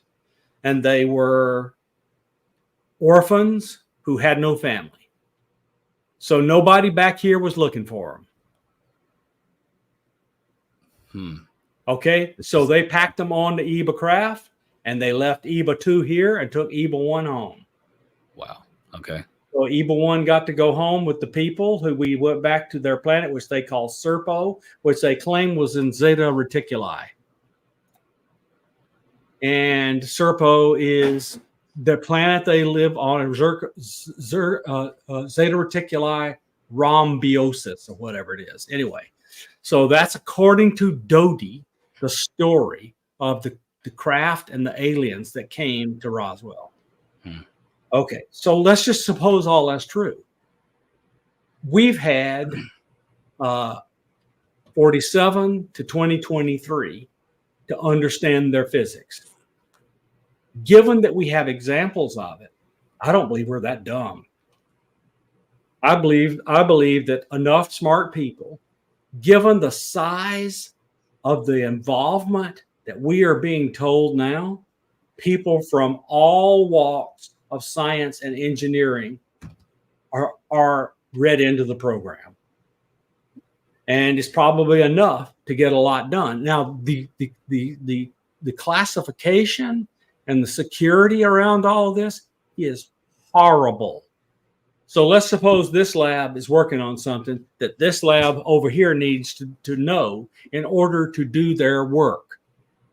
There is no connectivity whatsoever between Lab A with Lab B. Not electronically, not personally, not written papers, nothing. They are completely and totally isolated and segregated. Because that's the way these deep, dark special access programs work. So security prevents progress. Okay, so now let's suppose we are in fact running up against the need to prepare for arrival. We can no longer afford to have people not be able to all sit down and talk to each other and work on this. What do you wait, please just why would these people do something so stupid? Because in 1947, the only thing people cared about was not losing the world to the Soviet Union. They didn't understand all these implications. Maybe at that time, they didn't know this other race was coming. It's a little late for that now, though. Like we're kind of screwed at this point, right? I mean, like we're talking about something that happened, quite a while ago. So maybe we can enter into a relationship with others that will protect us. According to Dodi, there's 5 known races from planets we know their location who are here on Earth and in contact with us. And another thing they don't want to talk about. The other thing they don't want to talk about. They really do not want to talk about the reptilians. Why? Because there's nothing they can do to stop them. And the stories, they know the stories about the reptilian are known. And they're taking men and women from their houses, and they're playing with them sexually and experimenting on their bodies and doing hybridization experiments without anyone signing an agreement that they will allow it. And they're certainly not giving them wine and roses. Wine and roses. Okay, that's. I mean, can you imagine? Imagine the reaction to that revelation? And then the government's going to turn around and say we need to work with them. That's the people that we made a deal with, right? I don't know. I know that there's a deal with the people from Serpo. I don't think we made a deal with, but we made a deal with somebody. Yeah, and I believe they bribed us. I believe they bribed us with technology. Question, 2 questions. There's I'm sorry. One more thing, sure. And then we'll go to questions because we only got 15 minutes left. Yep. Okay. One more comment. Dodi says that literally everything in Corso's book, except one landing, etc., at one Air Force base, is correct. That a person who was asked to edit and add some stuff for Corso did the addition. Corso never got to edit it, review it, and change it. And it went to publication, and the publisher would not allow Corso to change it. So everyone trashed Corso's book because of that one error. But Corso knew was wrong and tried for years to get changed. Okay, so according to Doty, everything in that book. So the book is, with the exception of one Air Force Base incident, people should read Corso's book to kind of understand how we got fiber optics, how we got transistors and computer logic, et cetera, et cetera. The day after Roswell. That this The is Day After Roswell by yeah, because Corso. he's has a couple books, but yeah. So okay, so my question was about the deal. So this is what's out in the ether. Okay, this is what's out in the ether is that we made a deal with one of these entities we weren't supposed to. They were not good ones. We did it. Okay, that sounds to me like that's the tall whites or Norwegians, Scandinavians, or whatever you call them. Possibly. And they told us that they would they gave us a promise essentially that the deal would be under certain terms, and they broke those terms. But there's nothing we can do about it. And so at this point, we're kind of screwed. And so we realized we made a bad deal. There's a crop circle that was placed in, I can't remember where it was exactly, to be honest, that said that there's, beware of bearers of false promises. And there's good out there and things like, I'm not sure if you're aware of that signal. Yes. I can pull it up here for everybody to see, to know what I'm talking about. Do you think that may have been a message to warn us about the deal we made? It's I can't figure out another reasonable explanation, but I am absolutely certain that in their haste to get access to technology that would allow us to dominate the Soviets, that we probably made the deal thinking we would get everything we need to defeat the Soviet Union and take over the world and et cetera, and power it and whatever, and become spacefaring. We made this deal. The aliens got inculcated, built their bases, and so forth. And if you believe, like the Air Force guy that worked out near Nellis Air Force Base and went out in the desert and met these tall whites, and he talked about being the only one that could ever work with them because if you did the wrong thing, they would kill you. Right. Yeah. And he never got killed because he told the story. And they're according to Doty, they are mean. Yeah, see, that's not a tall white. That looks like one of the beings from Serpo. That's the one exactly. So this is the message from them was beware so this disc here was decoded was decoded by a computer scientist, I believe. Decoded this. This is a code. And it says beware, but it looks like ASCII. Who's that? That would be Eba. Oh, or one of the others, or Arcturians, or whatever. His race. So he says, beware the bearers of false gifts and their broken promises. Much pain, but still time. There is good out there. We oppose deception, conduit closing. That is the message that was alleged. What does conduit closing mean? I don't know. I guess pipeline to us. Yeah, it's like saying it's like the Norse code where you stop, so to speak, right? Stop. Like this. Oh, I see. Got SK at the end of Morse code. End of message is what that means. End of message. Yeah. This is me, Roger. Over. Whatever. So this is such an interesting conversation here because, there's a lot of questions that people have about these kinds of things, and I want to ask another one. So, Dan Burrich, there's questions about Dan Burrich, and there's questions about the Peru situation. If you could, I know we don't have a lot of time, so if you could answer them in whatever order you want to. First of all, who is Dan Burrich? Who is that? Am I missing something here?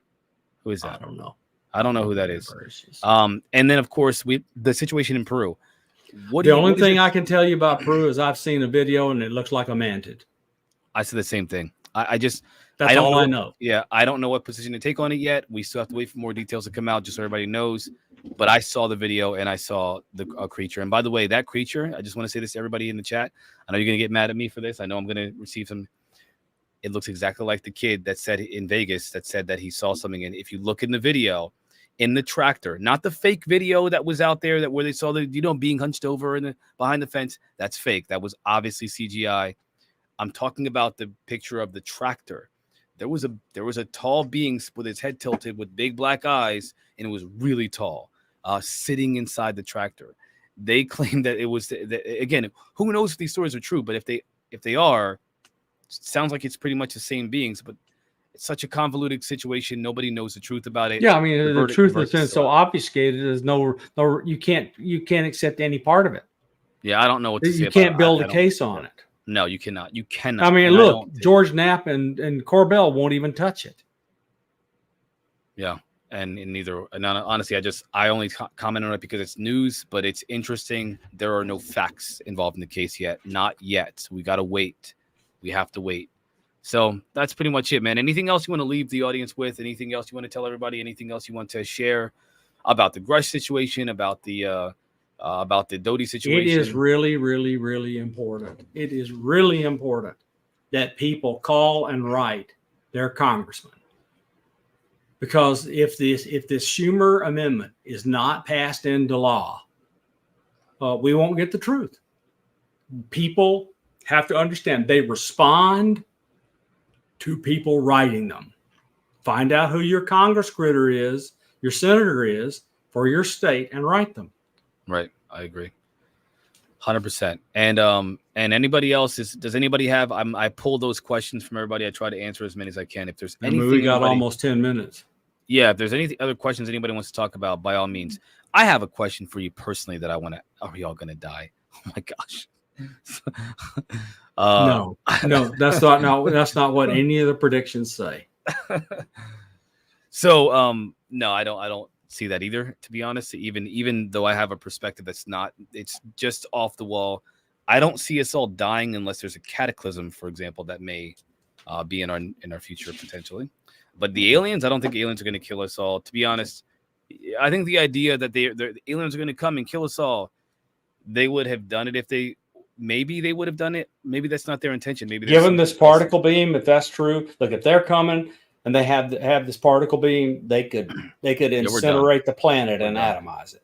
Yeah, we're done. And so there's really nothing you can do about it anyway. Just enjoy the ride until then. But also, what do you think is going to come out of these? There's going to be another hearing in September. NASA's going to release their findings. We just so happen to find their findings next month, I believe. There's just no look. NASA is wholly captured and under the thumb of the Pentagon that does not want any of these stories told. And this is the deputy director for DOD, Reggie Brothers, sits on that panel. And he's important. He's the DOD's representative to keep his thumb on them. Yeah. And they're not going to, and every one of the scientists we won't do anything without boatloads of data. Let me explain to you what that means. Mm-hmm. They want several $1 billion to build instruments. Yeah. Mm-hmm. Mm-hmm. They want money for their toys. That's what you're going to hear. We need money for our toys to do anything.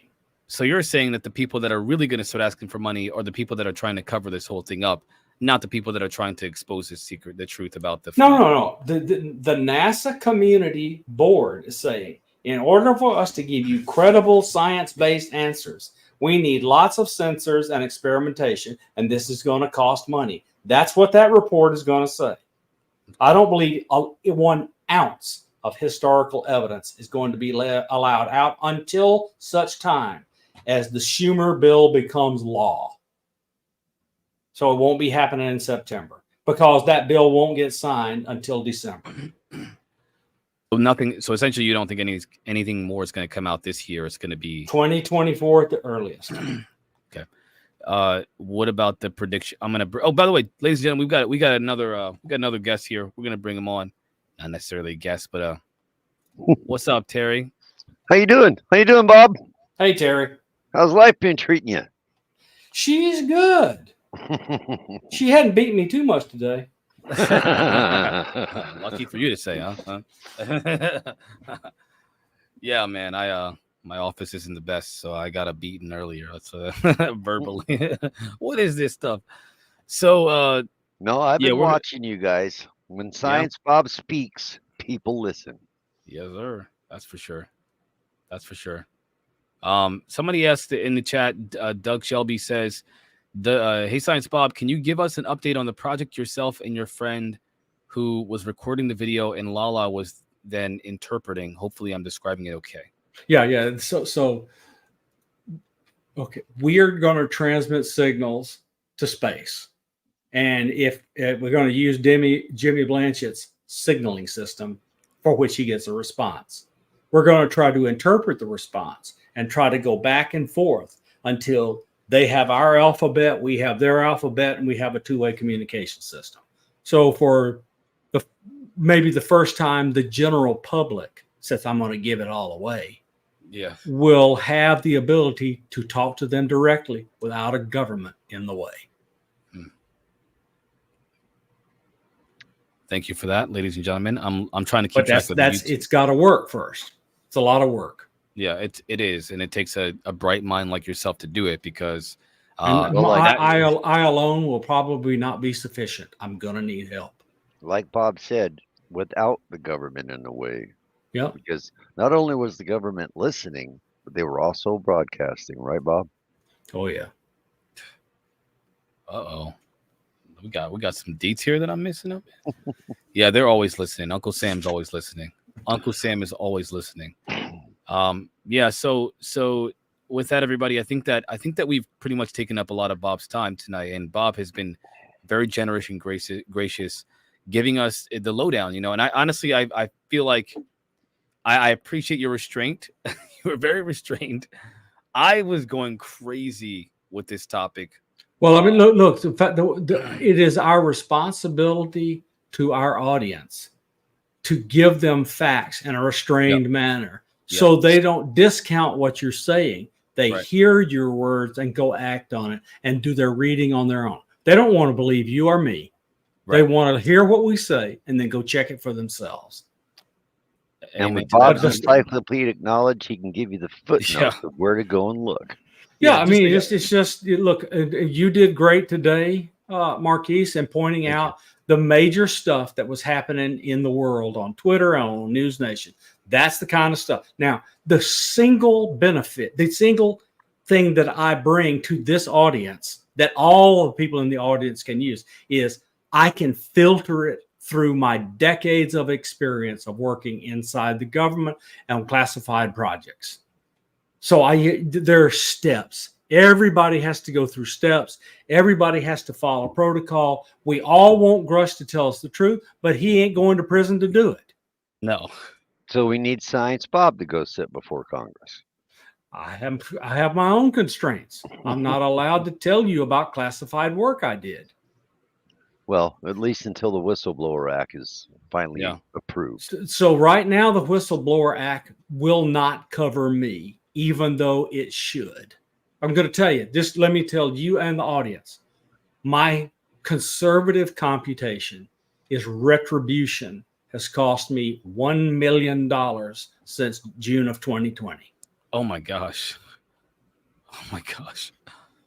Well, I will keep that in mind. I'm trying to be more careful myself because honestly, I have been very flippant in part because you know I'm not a science Bob. I don't have a degree. I don't have there's like decade of education. I'm just a guy who reads a lot of stuff. I read a lot of stuff. I do a lot of research. Now everybody truly knows Science Bob puts his money where his mouth is. Yeah, he's the real deal. So, everyone who comes to this comes anew because we already know we don't understand the physics. So it doesn't matter. I have the one thing that I have that maybe others don't have is years of experience doing the kind of thinking and analysis it will take to understand and apply that stuff. But right now, I don't know the physics, and maybe somebody in the government that's hiding all this does, but I don't know it. Oh man, I should ask you about the holographic principle that David Grush mentioned during the hearing. We don't have enough. Oh man, you think you can answer that real quick? What do you think about the holographic? What are you doing in the next half hour? Oh, we're gonna be. You want to hang out with us, Bob? Yeah. Let's cover stuff. All right, we're gonna go to break. When we get back, Science Bob's gonna stay with us and answer the question, the really big question that was mentioned in the hearing about the holographic principle. Stay tuned, everybody.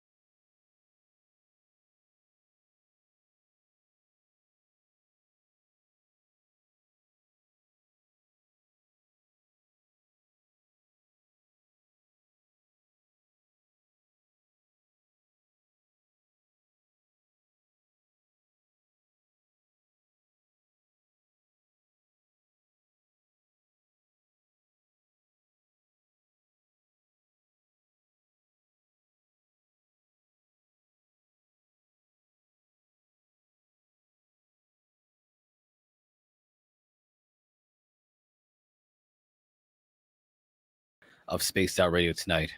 I'm your host, Marquise, aka Dr. Dora, accompanied by Science Bob and Terry.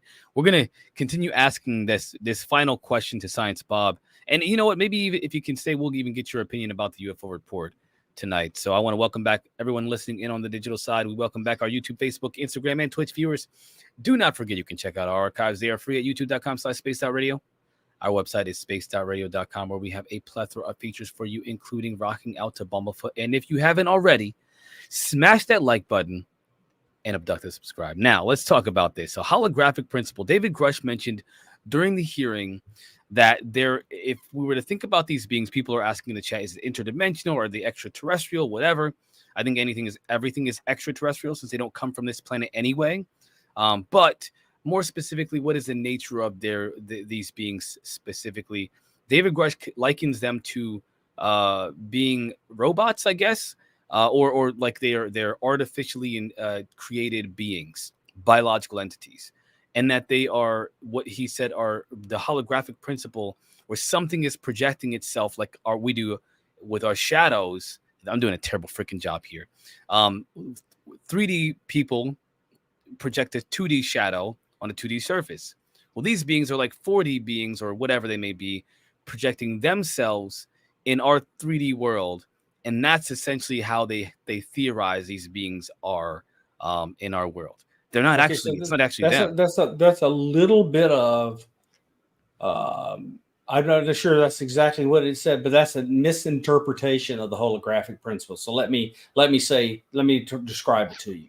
Sure. So I'm sure that everyone in the audience has seen a laser hologram. So a laser is projected and from multiple directions, and in the center, there's a three-dimensional figure. Like, let's say a person, and it's moving around. It looks almost real, except you mostly can tell these things are not real, that there are a projection. But the laser falls on the surface of this container where the object is.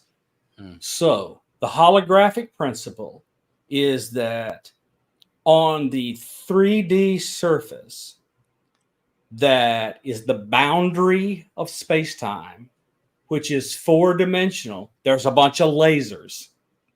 And these lasers are shining on the encoding on the surface all around this boundary. So we're a big basketball and we're lighting up all the boundary of the basketball. And on the surface of the basketball is an encoding for what we want inside. And the things that are inside are encoded by projecting on that surface. And the little laser hologram, us, appears in the middle.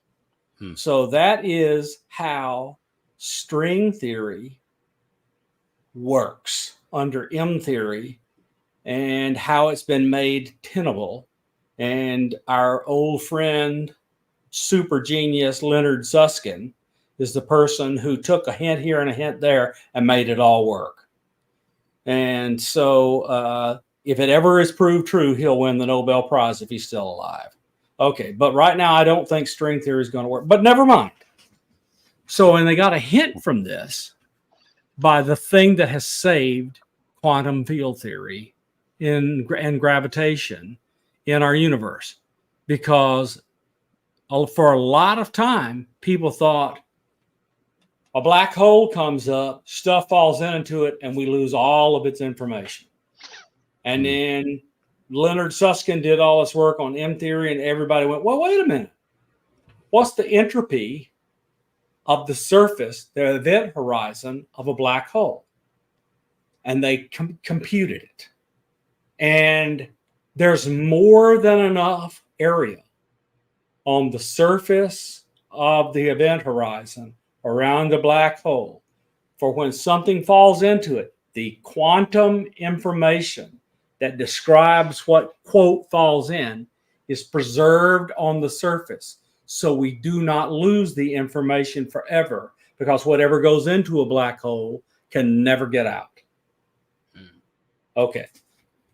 So the quantum information that encodes an object, the number of qubits it takes to describe you, the number of qubits that describe me and Terry. If we fall into a black hole, the qubits that describe us, the information that describes us quantum mechanically, is preserved on the event horizon of a black hole if we fall into it.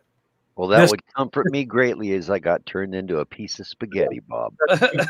A bunch of spaghetti, actually. I think it would be more than one. We're not going to exactly recover anytime soon. Okay, so but at least it preserved the unitary nature of quantum field theory, which if that wasn't preserved, we didn't know what in the heck we were going to do.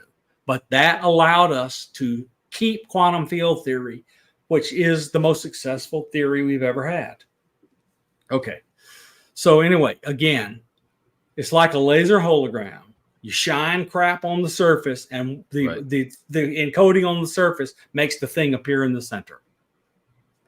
So that's essentially what he's saying that these beings are likened to. I mean, Gary Nolan mentioned it too. I've kind of had this idea. So let's suppose that they come from a 9-dimensional universe. Right. And they want to come in and show us something. They shine their existence on the boundary of our universe, and the projection comes down to us as a holographic image. Isn't that really odd? Like, doesn't that make your that means that we're not even interacting with them per se. We're interacting with an avatar.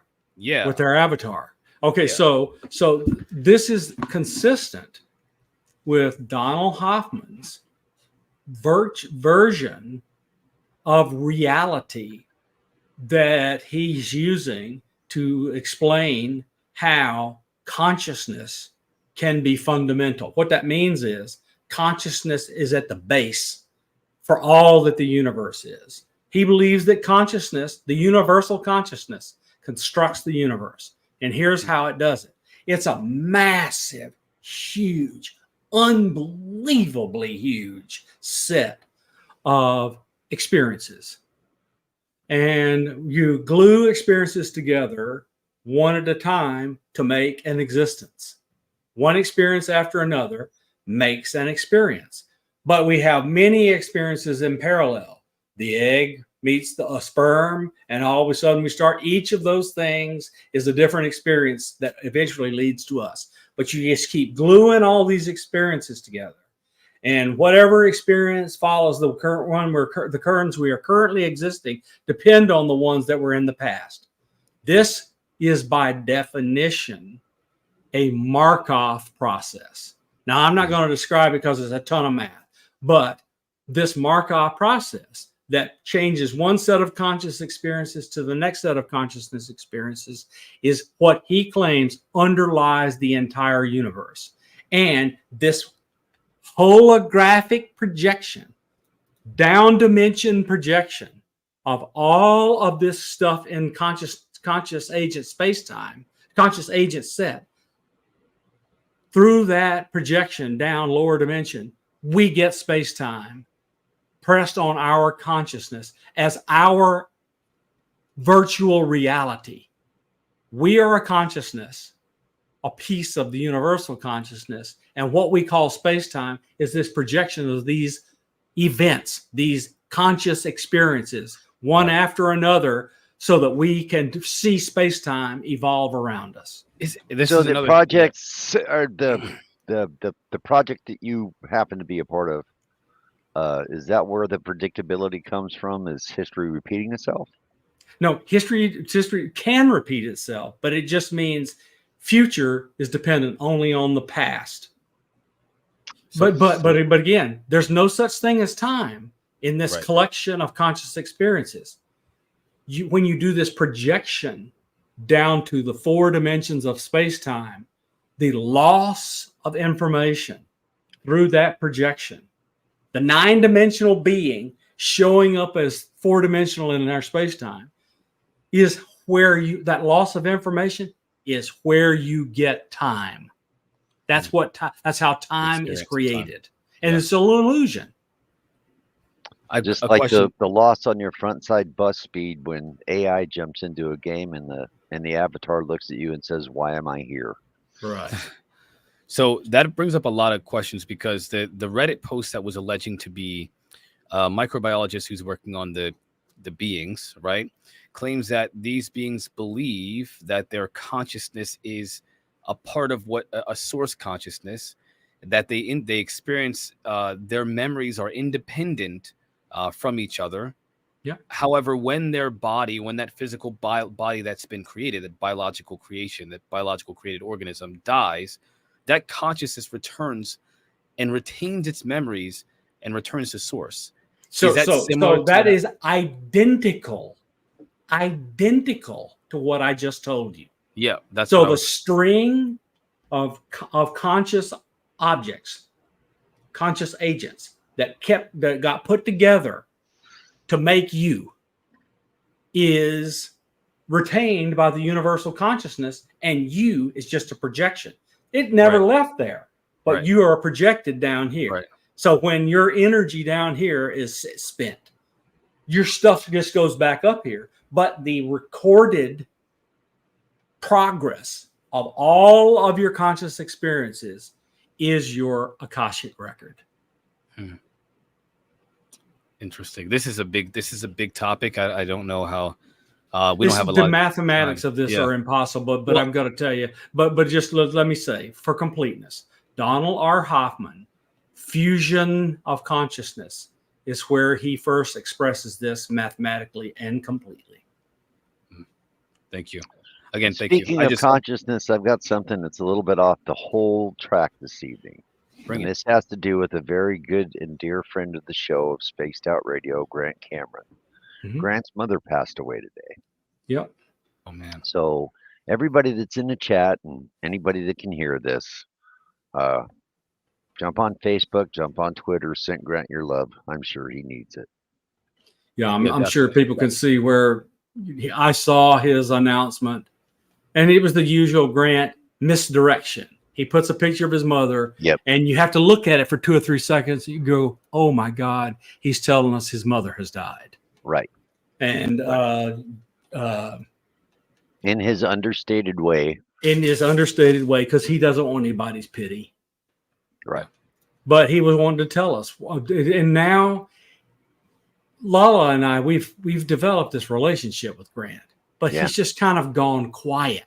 And we haven't been able to interact with him. Neither has anyone else for a while. And now we understand his mother was dying. Right. And the city of Winnipeg is darker for it, for the evening. Any mother that could have produced the light of consciousness as Grant Cameron couldn't have been bad. Amen to that. Because he is one really nice man. Well, Bob, allegedly, these records that came out are problematic due to the fact that allegedly the FOIA that was requested in Loudoun County, Virginia, won't contain the stuff that is in that article. Very true, and it shouldn't have coincided with David Grolsch in any way, shape, or form, because none of the addresses that he had listed were in that particular county. So how did the person who filed the FOIA know when and where to file the FOIA for this? Well, that's 2 questions, but we got to put that to the third piece, which is whatever the author of the article got could only have come from his personal records inside of the Directorate of Intelligence. So that means somebody told him about the events, somebody told him the name, somebody told him where to go look, and then gave him a copy, because there is no FOIA request of a classified record that's going to get answered in 1 week. Well, you just brought up the next point. Was this an informed search? The only thing that I have no direct knowledge. So I'm going to tell you what Bob believes, given my understanding of how that entire process works. Just ask John Greenwald how long it takes to get a FOIA request answered on something classified. And in accordance with John Greenwald's quote from today, he checked on the amount of time it takes for a FOIA to be processed in the state and county in Virginia. And it's that's irrelevant to the records I'm talking about. Because the Well, records I'm talking about according to could only come from a federal collection. According to him, the sheriff's records were processed in 5 days. And according to John Greenwald, allegedly, and you can check this online, the amount of time it takes to process a FOIA in the state of Virginia for those type records is 5 days. I believe it, but that only contains the sheriff went to his house. He was drunk. His wife was worried he was going to commit suicide, and they put him in protective custody to keep him from harming himself. Correct. That's none of the personnel elements of his service to the country can be in that information. Can you tell us what information wouldn't be a part of that, please? Yeah. None of anything that has to relate to a HIPAA record could not be released without his direct consent. Correct. And that information was released. So that Yes. means, to your point, I wanted to be more specific because you mentioned this earlier. You mentioned that a part of that article was not just information that was publicly available. It was also HIPAA protected information, which Correct. means he was given information specifically about things that were HIPAA And protected. it could only have come from his voluntary admission to the security office and his supervisor in whatever classified compartmented thing he was in. Right. Which should have been protected both by the HIPAA laws and by intelligence law. Right. Yeah. The problem that I see here, and I want to address what Terry's bringing up. John Greenwald is he's not mentioning all of what was mentioned in that article. He's not. John and Mick West are damn identical.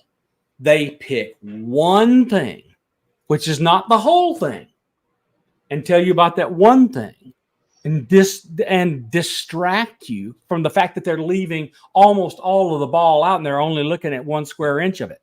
Then they talk about the square inch and try to convince you that the entire ball doesn't exist. Well, the ball shuffle is a fairly common tactic in the UFO. Very common tactic, and the DOD and the intelligence community and Mick West and John Greenwald and others are expert at it. It's unfortunate. I kind of wonder. It drives me nuts. Yeah, I wonder if it's intentional or if it's a byproduct of the way that they research things, because that is exactly what I've noticed. They hyper focus on one part and then ignore the totality of the data, as you mentioned before. No, so Mick they can West, come up with these conclusions. Mick West is too smart to know he has not given you a counterexample to the entire totality of these UFO events. So are we boiling down to the first basic rule of Sun Tzu, and that's to sow seeds of dissent among the troops and win the war that way? Yes. Look, anything that weakens your adversary accrues a benefit to you.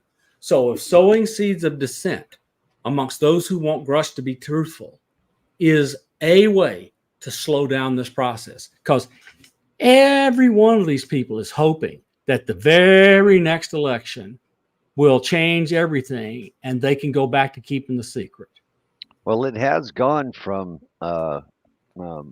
alleged drunkenness to alleged autism and just a whole spectrum of things. Yeah, but drunkenness and autism don't. Let me just give you one piece of information. Oh, that's only alleged, Bob. That's just what's going around. Let's say it's true. Let's grant that it's true. Let's grant it. It's true. It's true. He has autism and he got drunk and acted like an idiot. Subsequent to that event, when he went back to work, told the security office everything. They reviewed the entire thing. And what was the outcome? He maintained his super hyper high level top secret clearance. That was not enough. They were satisfied he had fixed it, or they wouldn't have let him back in. That's the only evidence you need. I can tell you how this works. David Grolsch's saving grace throughout the whole entirety of this is his ability to quote direct sources for each and every one of his statements and allegations. There's that, and his lawyer was when the Directorate of National Intelligence was formulated. The first Inspector General for the entire intelligence community that ever existed is now his lawyer. So to bring up this was actually an issue that was originally brought up by, again, the same actors as you mentioned earlier. When he was working for that specific law firm, they ended their contract or whatever with David Grush. However, he continued representing David Grush afterwards. And so the big story at the time was, oh, look, David Grush got dropped by his lawyer. Well, he didn't. They ended their constant misinformation. And, the drip, Chinese torture. Well, they'll go after the law firm, and then the they'll law go firm, after anyone who supports him. the law firm only cares about billable hours. Right. When the former inspector general lawyer, no longer could do any billable hours, his law firm said, "Okay, that's it. We've done our contract. The contract is over. We're moving on." His lawyer said, "Oh no, this is not over for me. I'll do one of two ways. Right. I'll take a leave of absence or I quit." So he did one or the other and continues to be Grush's lawyer because I guarantee you, this lawyer is boiling over this crap being done by his government. Oh, what's amazing about the whole thing is this is the first time we really, as public, been able to sit and watch an actual conflict between Congress and the military-industrial complex. It's wild. Yeah. And I guarantee you, Congress, in a bipartisan way, they were really, they're as bad as the Russians. They're hoping they can divide England and Germany from America. They're hoping they can divide Republicans from Democrats and turn it into a spitball fight. And the Republicans and the Democrats have gone, oh no, we are in lockstep on this. This will not be partisan. Yep. I'm really proud of them. I am too. I mean, you mentioned earlier Matt Gaetz being a hero. Listen, if anybody's ever heard Matt Gaetz talk in the halls of Congress, I don't think we'd be best buds if I ever met him. Not because I don't like him. I don't think he just wouldn't like somebody like myself. But so long as he is the member of Congress from West Florida, whose Eglin Air Force Base is in his precinct, his district, and he is on the relevant committees, he is doing this job that we want him to do. Yeah. And he's doing a great job. I am behind. This is weird to say. I am behind Matt Gaetz. I am behind Tim Burchett just as much as I am Alexandria Ocasio-Cortez and Frost and others who are up there on different sides. People that, again, I don't agree with any of those people. I will be the first to confess that I was completely against Tim Burchett being out front on this. But now I get it. Yeah. I really do. Yeah. Tim Burchett was the sacrificial lamb. All the rest of them were happy to be out front because they were not sure that people were going to take him seriously and let him do all this. And you know what? He just refused to give in. Yeah. Yep. That's how you win. That's how you win people's support right there. Because even then, of course, it's in the news today. We had the New York Times piece about people unfairly influencing Congress, allegedly.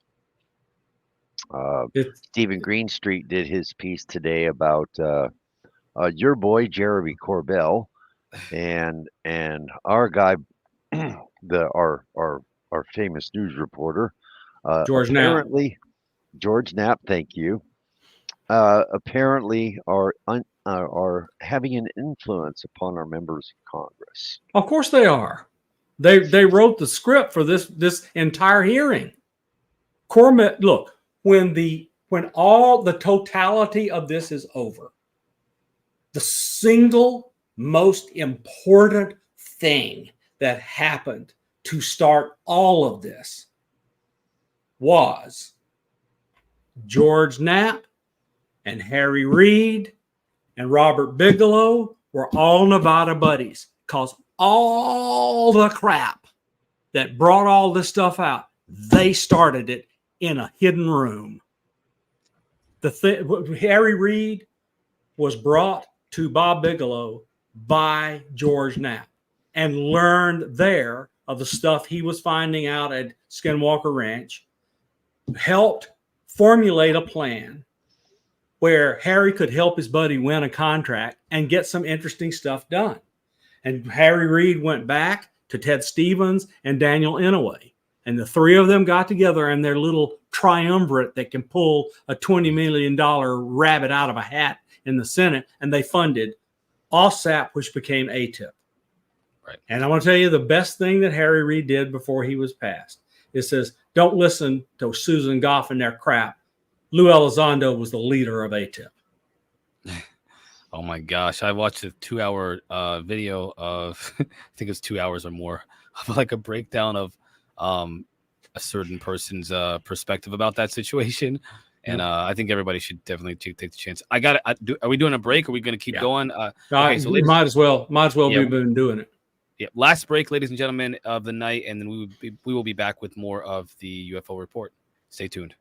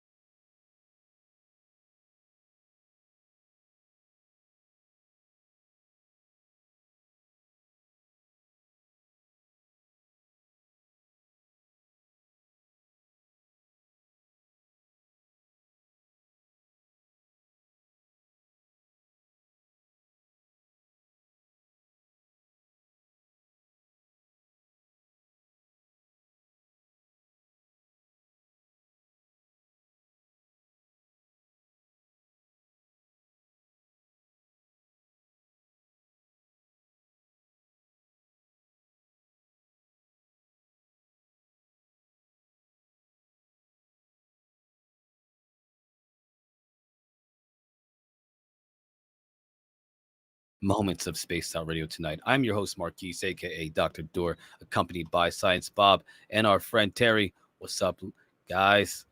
All right, so I want to welcome back everyone listening in on the digital side. We welcome back our YouTube, Facebook, Instagram, and Twitch viewers. And don't forget, you can check out our archives. They are free at youtube.com/spacedoutradio.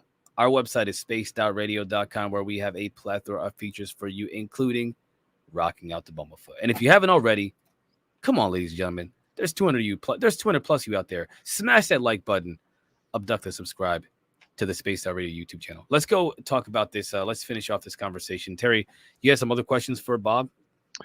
Actually, there's just been a press release done by Ross Colehart with a personal statement for immediate release by David himself. And it states, quote, "The mental health struggles of the U.S. military and intelligence community personnel is a broad issue that is very close to my heart. I believe it should be discussed in an open environment due to stigmas associated with the subject." I read that. I'm sorry, man. I read that earlier. You read it earlier? Yes, sir. I apologize. Yeah, I read that earlier. That's a statement from Grush, right? In response to this stuff being released. Yeah. Yes. Yeah. But I appreciate because you never know. I might have missed it, but this time I didn't miss it. Thankfully, this time I didn't. Not this time. The man standing up for his principles. You got to give him that much. Yeah. Well, sure. I mean, this is a person who's been in combat. Otherwise, he wouldn't have PTSD. He knows that when you are in combat, you better stand up, take the withering fire, and return it, or you and your buddies around you are in trouble. Oh, Bob, I grew up in a household where the "Boo, I got you" game wasn't a game that we played. No. I grew up with a bunch of veterans. Did you hear Terry earlier? We just said the journalist that released the information that released private HIPAA protected information on a veteran about his struggles with PTSD that he overcame, said that there was some information about his father who works for the Department of Energy.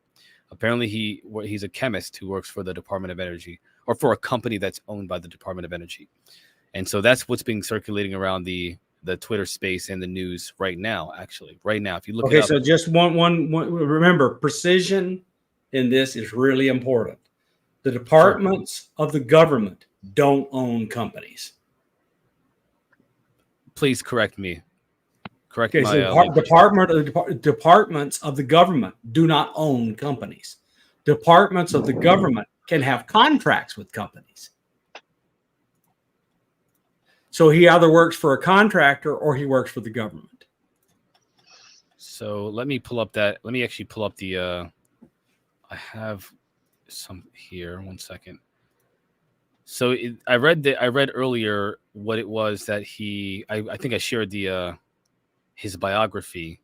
That he is associated with the Department of Energy, and that this reporter is his son, is the only relevant part of it. But we don't want to claim he works for a Department of Energy company when the Department of Energy doesn't own a company. They can fund a company through a contract, but they don't own any company.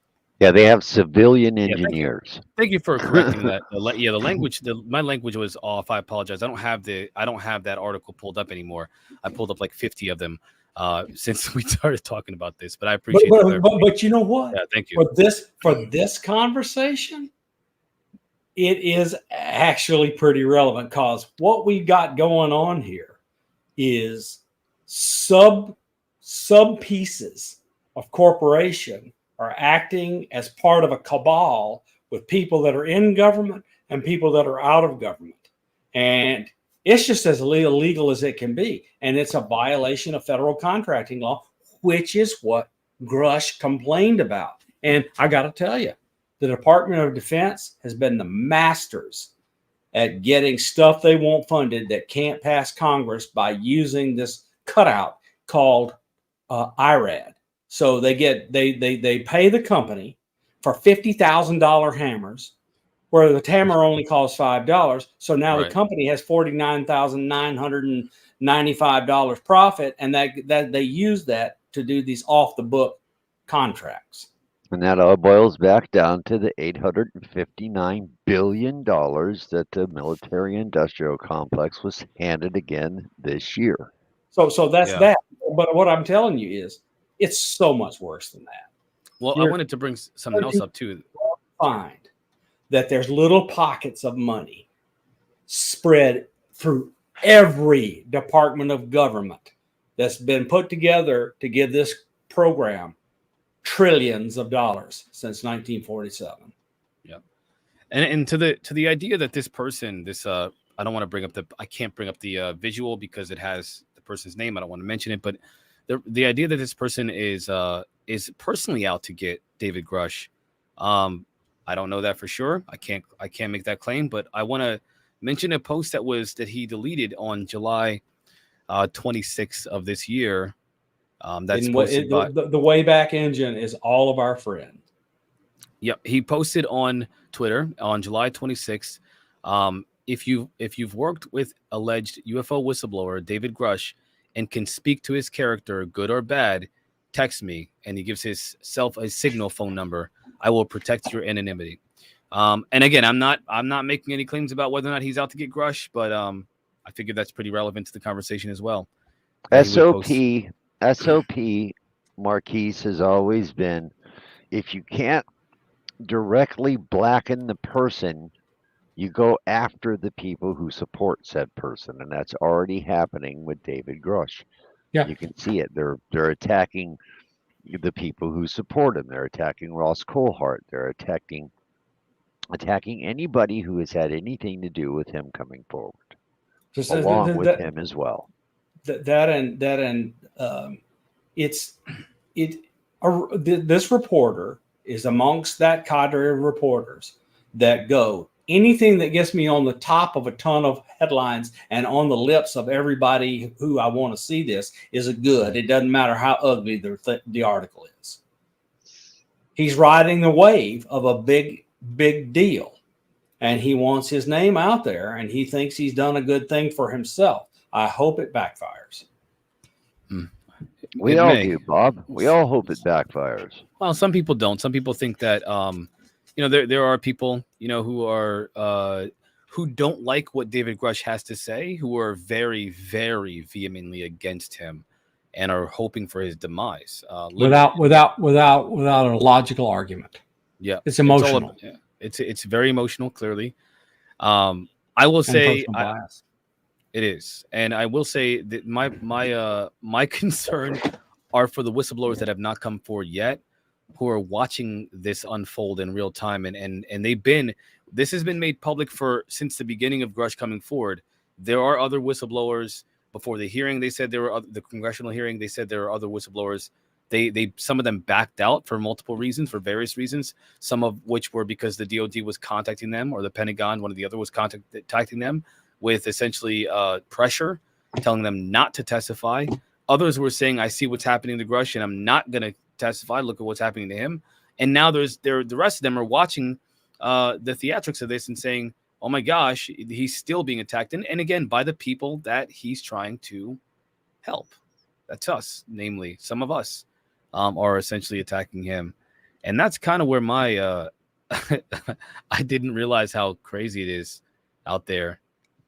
Well, it boils down to, Marquise, that if this is true, we go from being Americans and Russians and Scotsmen and Englishmen to Earthlings. Hopefully we get to that point, but I don't know, man. I think that, Bob, your perspective is measured. It's very precise, as you say, and it's very clear. I think that a lot of people are biased towards one. They're all good. They're all bad. This is all good. This is all bad. This person's all lying. Everything and everyone is a mixed bag, right? David Grush is not perfect. We know that now because we see he's not perfect. But what is he doing right now, and what is he trying to do, and do we believe in his efforts? I believe he is authentic. I believe he is a veteran, and that that I respect his service. I appreciate his service, and I believe that now it's not just he's not just serving the American people. He is serving the world right now with what he's doing. He is a representative of humanity, as it seems, by bringing forth information that every single one of us on this planet has been wanting to know since the beginning of time. Are we alone? Are we all there is? And What else is going on in reality? What is reality? What is the nature of reality? Who are we? What are we? And David Grush is literally presenting a possibility that's been kept from us, the information that's been kept from us that may have answers. We can literally ask someone in the know about something that is probably paramount to this whole discussion.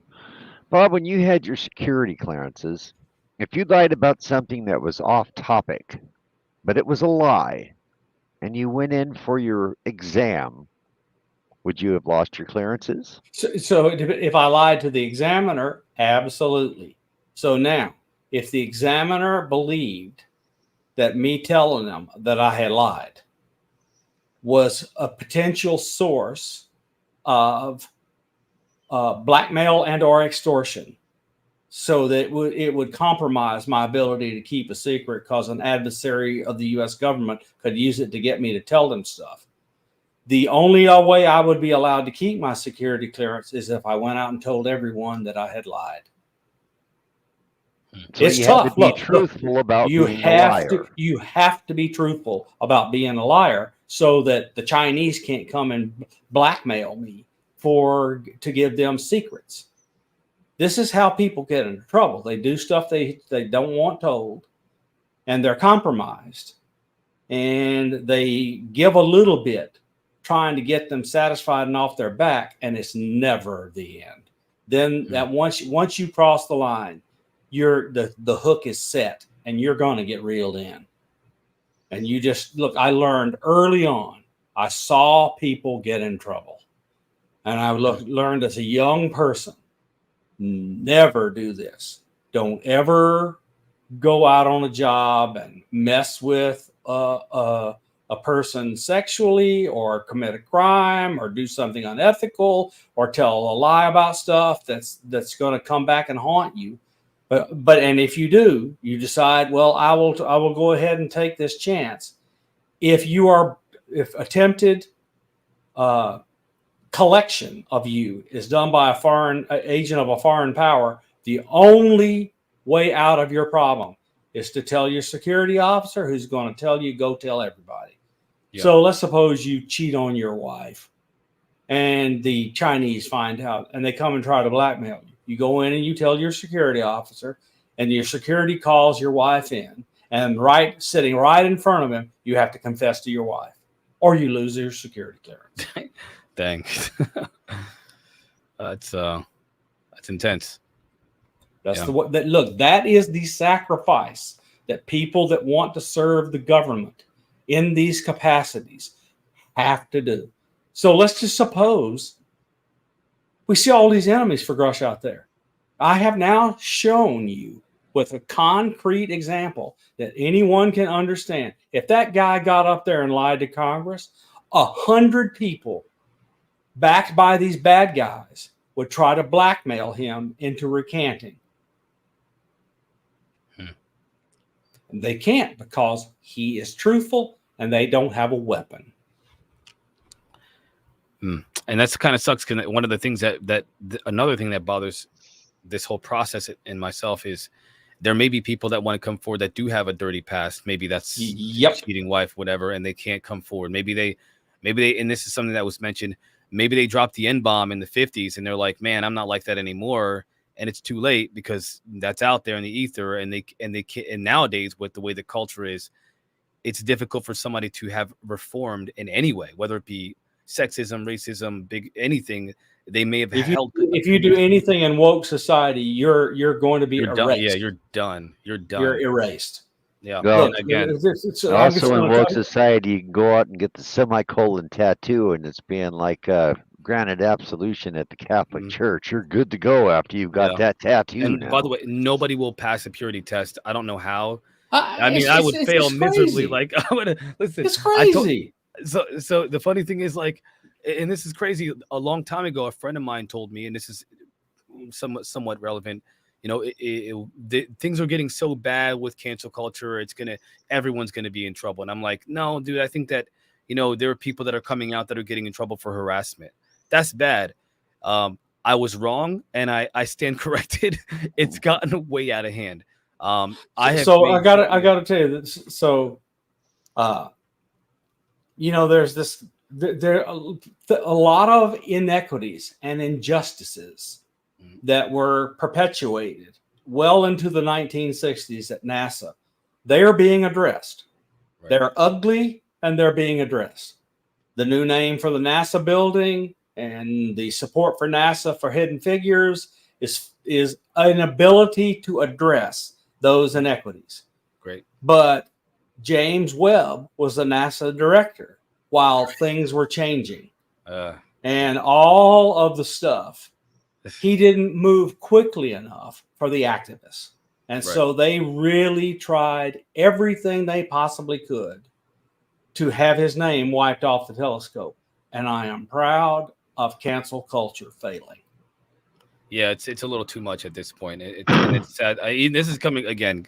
Guys, listen, me and Bob are very aligned in not every way. We differ in many ways, but in terms of like our belief about humanity and how we should treat each other, me and Bob are very aligned. Yeah, look, I am absolutely not a perfect person. You're not perfect. Terry's not perfect. No. Each of us is not perfect. Each is not perfect. And so who am I to condemn for life somebody for doing something that I disapprove of, if in fact they have fixed it? That's reformation. That's all I care about is reformation. Yeah, 100%. And again, you can't. There's this one guy, and there's a point to this with our conversation here. There's a guy that's literally was he was I believe in a reformed white supremacist who goes to rallies and he tries to by loving these people and by trying to listen to them. Yeah, he's awesome, man. He goes and he tries to help them come out of it because they're yearning for someone to care about them, to be there for them, to support them, because they don't have that support and they find it in that culture. And so he's realized, hey, these people just need love, man. And if you don't give those people a chance to be heard, their feelings to be heard, you show them love. If you push them away, you try to get them fired and hurt. Yeah, some people do need some people, but let the system work for itself in that way. If people are just voicing their opinion, you got to give them a chance to say it and then work with that from there. Love them through these situations. And that's who this guy does it. Now, when it comes to these whistleblowers, my concern is that there are people who've done some bad things in the past and they want to come forward because they regret what they've done and they can't, because look at the way that the world is today. And I think the DOD and the Pentagon and whoever's behind this, they know that. They understand, man, I know they got so much dirt on all these people that if they do come forward, it's over for them. Their whole life is over. An important person in the research community for ufology is being bothered by a person who has a criminal record but has a security clearance. And this just means that somebody way up high wanted this guy working for him, and he managed politically somehow to get this person's security clearance even though they shouldn't have one. And this stuff happens. And and so you can have people who ultimately they were wanted so badly to do something for the government or a corporation or whatever, they worked it out politically that they got a clearance and then got access. So let's suppose some of the stuff that Rick Doty tells is actually true. He confessed what the men in black were about. He said we would go in blue suits or with our identity cards, and we'd try to talk people out of the evidence we wanted. But by God, if they didn't commit, we would send the MIB in, and they would put the fear of God in them and tell them you're going to get killed and drug out to the desert and never be found. And if that didn't work, they didn't. Doty claims he doesn't know that any of them are killed, but they would black bag them. He said in these talks that they would get black bagged and the stuff would get stolen. Right. Literally, the reaction to him was so visceral. The first time the man appeared on stage, he was bum rushed off stage. And this is when he was a younger guy and he still had dark hair and a beard. Yep. I'm not sure he and Linda, what's her name? Linda Moulton Howe. I don't think he and Linda Moulton Howe have ever made up. Eesh, yeah. I don't believe they've ever come to a meeting of the mind. She still talks about his work. I don't know about recently, like in the last couple months, whatever. But I've heard her talk about his work still, like as early as last year at least. Hell Not in a hath way no that's fury like a woman scorned, Bob. if she remembers. I have a question for somebody in the chat, and this because we got 4 minutes now. Scott Rosen asks, "Is Space Force meant to repel an off-world attack?" Bless you, Terry. If anyone has that inside their area or action of responsibility, it would be Space Force. Now, I don't know if that's in their current remit, as because I don't know the rules under which Space Force operates. What is their mission? What is their current remit? What are they told they have to do? If repel off-world attacks is amongst it, there you go. Yeah, it's warfare. So a Space Force is a military branch of a nation's armed forces that conducts military operations in outer space in space warfare. Yeah. So if it's off-world attack, it's their job. But doesn't that go against the accord they struck in '69, Bob? Except if you're under attack, you are allowed to defend yourself. Yeah, of course. And if it's off-world, I mean, you gotta. It's tough, an asteroid. Asteroids too. Asteroids are another thing that they are supposed to be responsible for. I think they're supposed to be. Well, I really believe that accord was we and the Russians won't fight a war in space. Yep. Right. Yeah. Okay, but look, it's been violated from day one. Yep. We fired lasers at Chinese and Russian satellites from Area 51 from the first day we had a laser. Was that what Werner von Braun was warning us about when he told Carol Rosin to watch the enemy from space? No, he believed there was a plan to get when it was clear that we were going to get off into space. He believed there was a plan to develop a military move to outer space where they could go to the moon and go to Mars and claim it for the United States of America. And they were going to do it by false flag, saying we have aliens attacking us. Well, they already had moon base planned out in '69. Yep. They Yeah, definitely did.